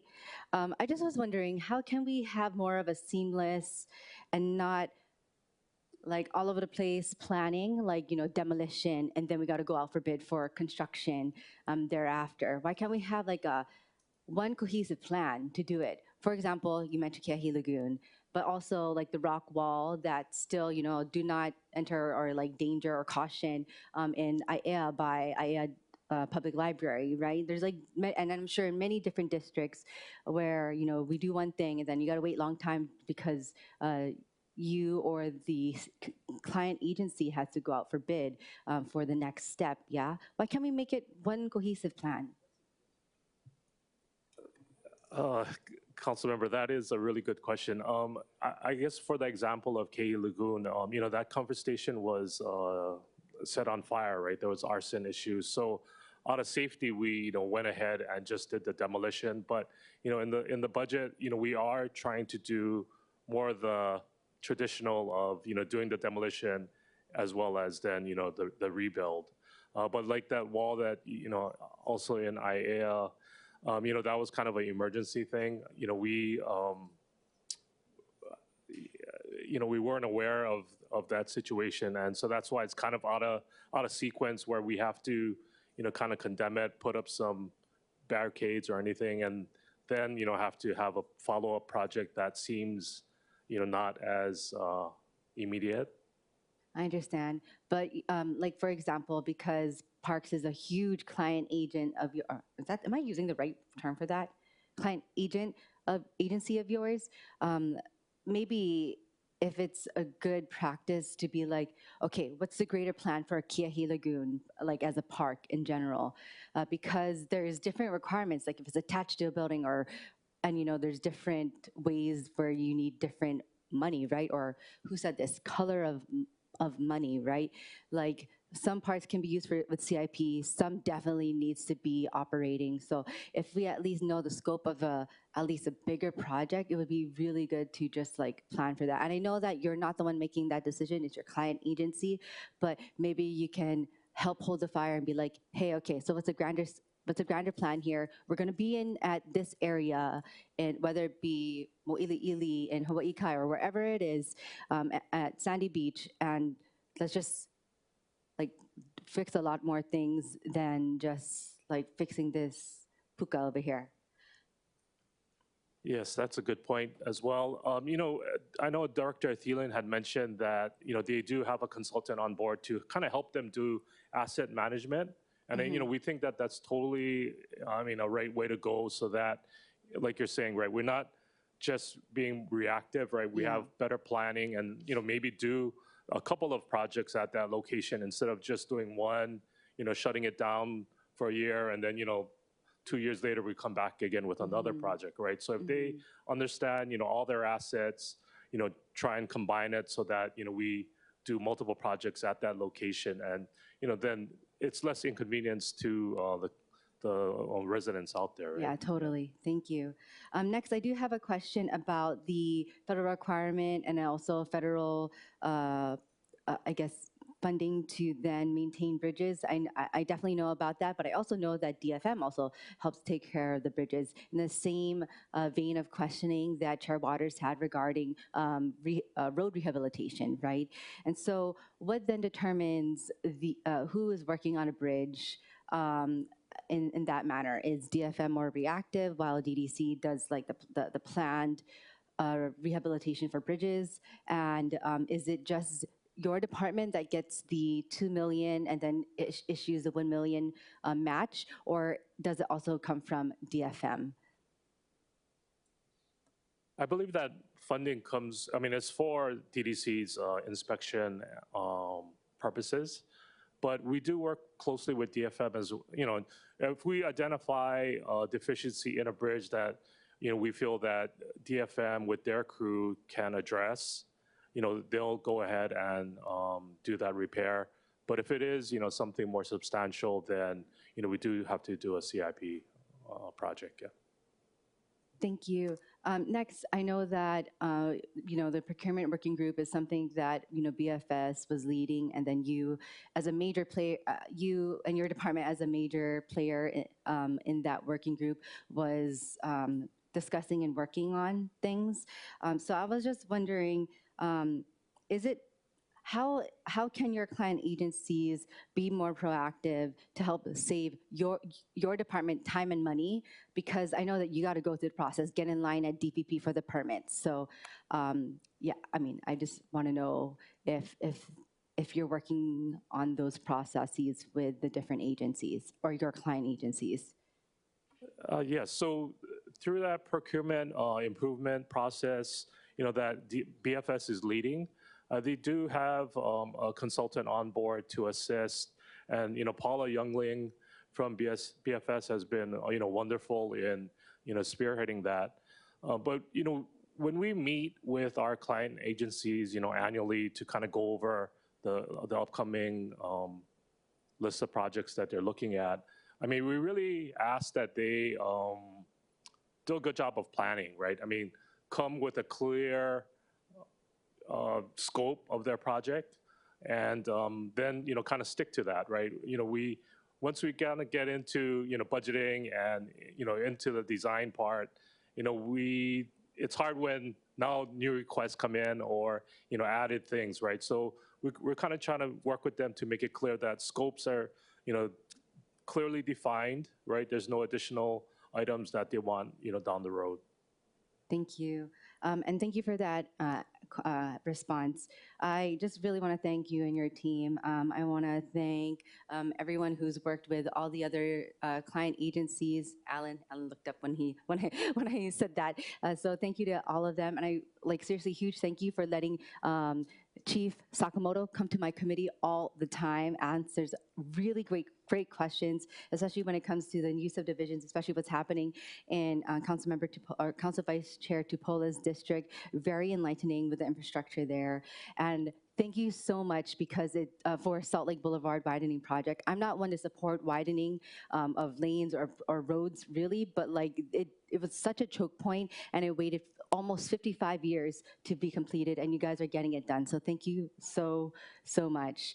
And also for working hard with your client agencies. I know that you guys are the doers and, you know, having to, I guess, work with the different agencies and their processes and even personalities. I know that's something that maybe as engineers might be hard to do, but I just want to thank you for your patience and all your hard work. Thank you. Thank you, Chair Okimoto. Thank you, Councilmember Cordero. Vice Chair Tupola. Aloha, thank you for being here. I had a quick question about the federal grant. So what exactly did you guys get the grant for? Is that an annual grant? Yes, it's annual. Okay, and is this the amount annually? Yes. And then are there other grants that you guys are applying for, or how did we end up with this one? So that's for our bridge inspection program. Oh. But we do get some other, you know, funding, some federal funding through DTS once in, you know, for certain projects. But this $2 million is for specifically for the bridge inspection. And nobody else had this in their budget, so DTS didn't have this listed No. down because it goes to you guys. Yes. And I guess, is there somebody in your department that kind of hones in on particular grants that we could qualify for? I didn't even know you guys got a federal grant. I mean, you said it's every year. What I meant is like, we're always, you know, hoping that departments are out actively looking for it. Do you guys have a grant writer? No, I mean, you know, as I admitted, I mean, we're not very good at doing that, looking around and finding grants. So, I mean, we're relying now on Erica and Annika from MD's office to kind of help us, you know, turn over those stones and find the hidden money, right? Yes, yes. Revenue generation, it's the theme of the week. So I do think that it would be great because it's something that probably you guys don't have the time to do. But I mean, if we qualify, we're definitely in support of that. Similar to Councilmember Cordero's comments, I've always found it just very difficult to follow how you guys are working. I know you guys do a lot, right? You're working for a lot of different agencies as clients, but trying to track things down and where it's stuck and who said it's stuck. DDC said it's stuck. No, DFM said it's stuck. No, it wasn't DFM. It was DPP that said it was stuck. I lose my mind sometimes because I have to go and tell the community these very sad stories about where we don't know things are. So with that being said, in the realm of they're your client, right? If they give you direction on it, is there the possibility we also add direction, or basically that's it? Like if that department gives you the direction, then that's the go ahead? Yeah, so we rely on our client agencies to do the outreach, you know, talk to, you know, the council members of that district, if they have to do any public outreach to help scope the project. But, you know, because like you had said, right, I mean, we do have a lot of projects to work on. So, you know, once the project is initiated, you know, being the engineers, right, we just want to go, right? We don't want to really have to do a lot of other planning parts of it. Yeah, maybe I can work with Chair Waters on that. I feel the same way where sometimes I convey to the client agency, and then when I hear what you guys are working on, I'm like, not that. We did not talk about that. And it's not what the community wanted. It's what we had a town hall about, but we're going a different direction. So somehow it's not all the time. I would say this is like 5% of projects. It's not even a lot. But on 5% of projects, sometimes I feel they go awry, and you guys are just basically taking direction from the department, even though there might be better feedback from the community that could guide us on what to do. With that being said, the Villages of Kapolei, it's been in various different departments, presentations, obviously, Director Auger brought it up as well. And I know each of you guys is putting 10 million in there, and that's the amount that we will get over a span of years. And so I know at this time we haven't acquired the land yet, but I have no doubt that there's not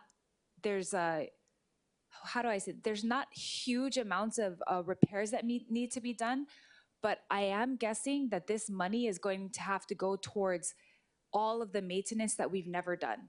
We've never done the tree maintenance. We've never done the street maintenance. In fact, we've never hauled abandoned cars in that whole area for decades.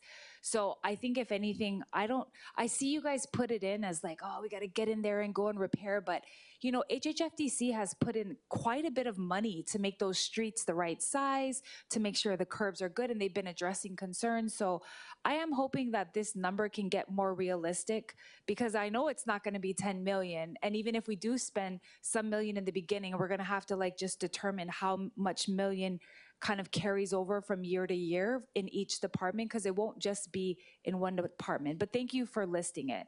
I know that this is all still new, and I'm hoping that we can get it signed soon so that we can have the full acquisition. That's all I have. Thank you for all your good work. Thank you. Thank you, Vice Chair Tupola. Floor Leader Kia Aina. Thank you. Thank you, Deputy Director. You know, I'm just looking at your bubble report. It's a lot of projects and a lot of clients. So I'm not going to go into a detail, which I normally do for the project, because there's a lot. You know, so I'm always looking at ways to improve the situation. And, you know, I did want to follow up on Councilmember Tupola's, some of her concerns, because it's very confusing. So just some advice. I feel sometimes that while you guys are go, go, go, and then the client sometimes may not realize what's going on the ground. I think you need to have, I don't know where in the process you're going to have better on-the-ground intelligence. You could contact a council member, but I feel like we've gone down the track and have lost money because of poor planning. And the Cinnamon's parking lot in Kailua is a perfect example. I'm not going to say anything because we put out the press release. I took it upon myself to notify not just the businesses, but all residents affected by that area, right? And if anybody had asked me, I would have said it's bad, because we have an affordable housing project that is due to be completed in June, and the situation is chaotic. And it's not about people going to the restaurants and the businesses. We have a medical building there, and we have medical buildings along Ulanil, and people have no parking. So all I'm just saying is there seems to be a problem with the planning. I also think, you know, I appreciate your and the director's time, but perhaps there needs to be a single staffer who's able to have a better grapple on all of our projects in our district, so we could work with them and not just rely on your public information officer, because I do know that you've had challenges, but it's our job to have, I feel like, oversight, because you guys are all busy as well as the client. So that's all I would say. And my last comment with regard to the federal funding, I'm glad you're working with the MD's team. I want to make clear that securing federal funding is not through just discretionary grants or competing for it or the earmark process. It's also about knowing what authorizing bills are going through Congress so that you could be eligible for it.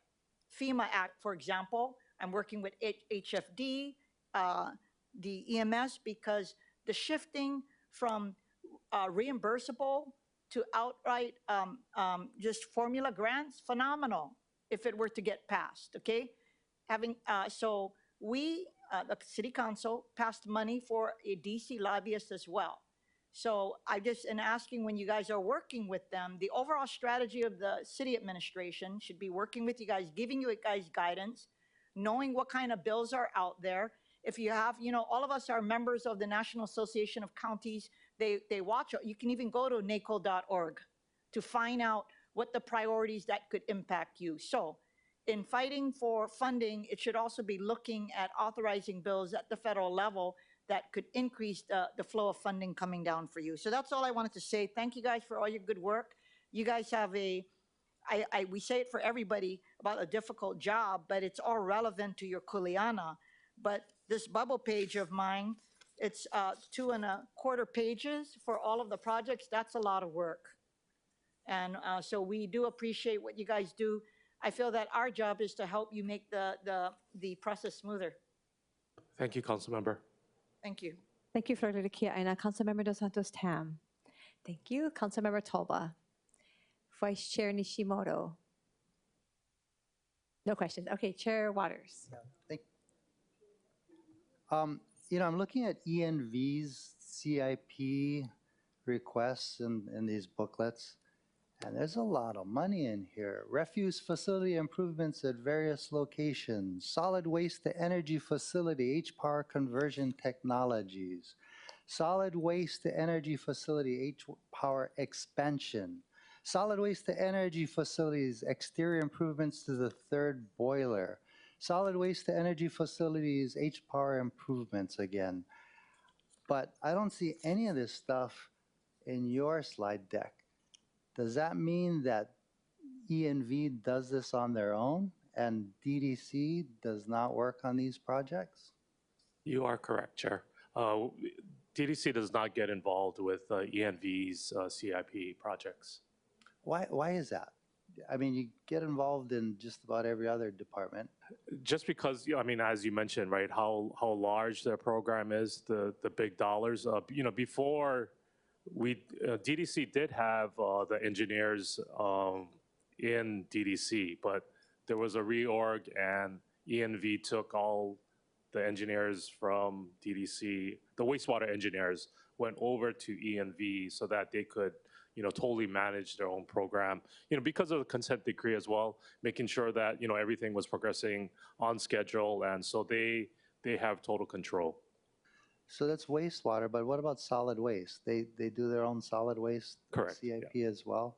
I mean, Waimanalo Gulch landfill expansion is in here. You don't help them at all? Not at all. Wow. Did you know that? Waimanalo Gulch landfill expansion is in here. I mean, there's a lot. There's a lot.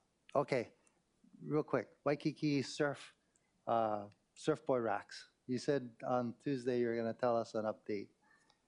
Correct. So middle of, I think I said July, we're going to go out to bid.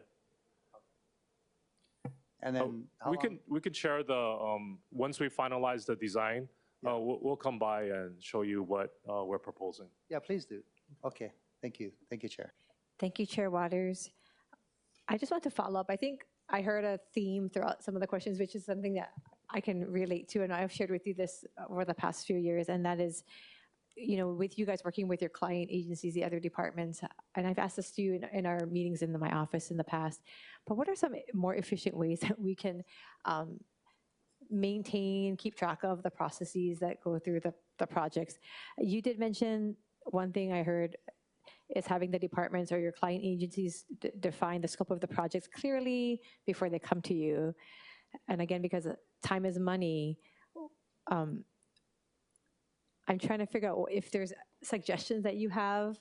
I know that one thing I did hear that I can concur with in my colleagues is not just with your department, but with other departments we've shared this, that when there's something specific within our respective districts to communicate with us, because many times the projects, what you guys might see it as something that's really profound or positive is not really what our communities are feeling. And I know that you guys, again, are you go in the end and you guys are the engineers and you get things done.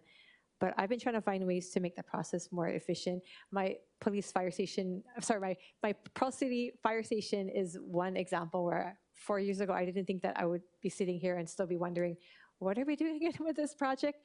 And to be bouncing between departments. So how can we help you guys in your department so that we can get to the finish line sooner? Yes, I'll definitely get together with Director Millis when he gets back. But, you know, from what I'm hearing, the feedback, maybe we definitely have to do a better job of, you know, getting face-to-face with all the council members and going over the projects instead of, you know, having or us relying on the client agency to inform you. I mean, you'll hear it directly from us, yeah. Okay, that's great to hear. We know that you are also very busy. Floor Leader Kia and I pulled up the bubble sheet. If there's areas where we can help, again, there's a lot of back and forth between the departments. So if there's ways that you guys see that we could support or advocate for so that the departments are not just jumping back and forth. Because I know, again, we understand that your job is to have the things built. So I appreciate you being willing to meet with us. And if there's suggestions on how we can advocate for other ways to be efficient with our CP projects, we'd gladly hear them. Yeah, we do have, biweekly meetings with, our divisions, but, I mean, Haku and I, we get confused sometimes, and, what's the latest, and, things are moving so fast too, so, I mean, we're constantly, getting updates, new dates on when we're gonna bid, delays on the project, and, there's a whole bunch of things going on, so, to rely, I think, yeah, like you're mentioning, with the client agency to provide those updates, I mean, their information is probably old too, right? So, I mean, I think if we had, more frequent meetings in person, and then we can kind of make sure that you're updated so that you could inform your constituents. That would be wonderful. And we'll just put a plug in again for the other departments. We work with certain ones more than others, but just to communicate with us as well. I will say that the people from the employees from the Parks Department that work with my district, and you have worked with them as well, they've been really good about communicating with us and so and getting our input because it's something specific in the district. That's really helpful. So I'm just going to put a plug out there to the other departments and the client agencies that work with us because we want to get it right and help you guys along the way as well. Thank you. Any second round questions, members? No second round questions? Okay, I did want to thank you and your department. We know that Director Millis would be here. We want to congratulate him and Ash and the 2 new additions to the family. We hope that everyone's well and that he's enjoying this time. I will say he did plan it at the right time. I think maybe Ash knew or he just didn't want to be here in front of us, but either way, we're happy for the family. Okay, thank you so much to you and your team. Thank you. Thank you very much. Okay, members, I did mention that after the Department of Design and Construction, we'll be taking a quick break. I know Chair Waters has an announcement, and then I will then state our time for our lunch break. Yeah, thank you so much. Our friends from Chigasaki, Japan are in town. I hope they're able to brave the storm and make it, but they're going to be in my office at 12:30 if anybody would like to say hello. I believe Mayor Sato is going to be there, as well as the chair of the Chigasaki Council, Kishi, and the newly elected vice chair of the council, as well as some other dignitaries. If anybody would like to come down, everybody's welcome to say hello. Thank you so much, Chair. Okay, so keeping that in mind, we have been taking 45-minute lunch breaks, but maybe we'll do this one for an hour. So we will reconvene at 1:15, or you guys want 1:20? 1:15 is okay? 1:15 p.m., is that okay? Okay, thank you. There being no further business at this time, we will recess for lunch.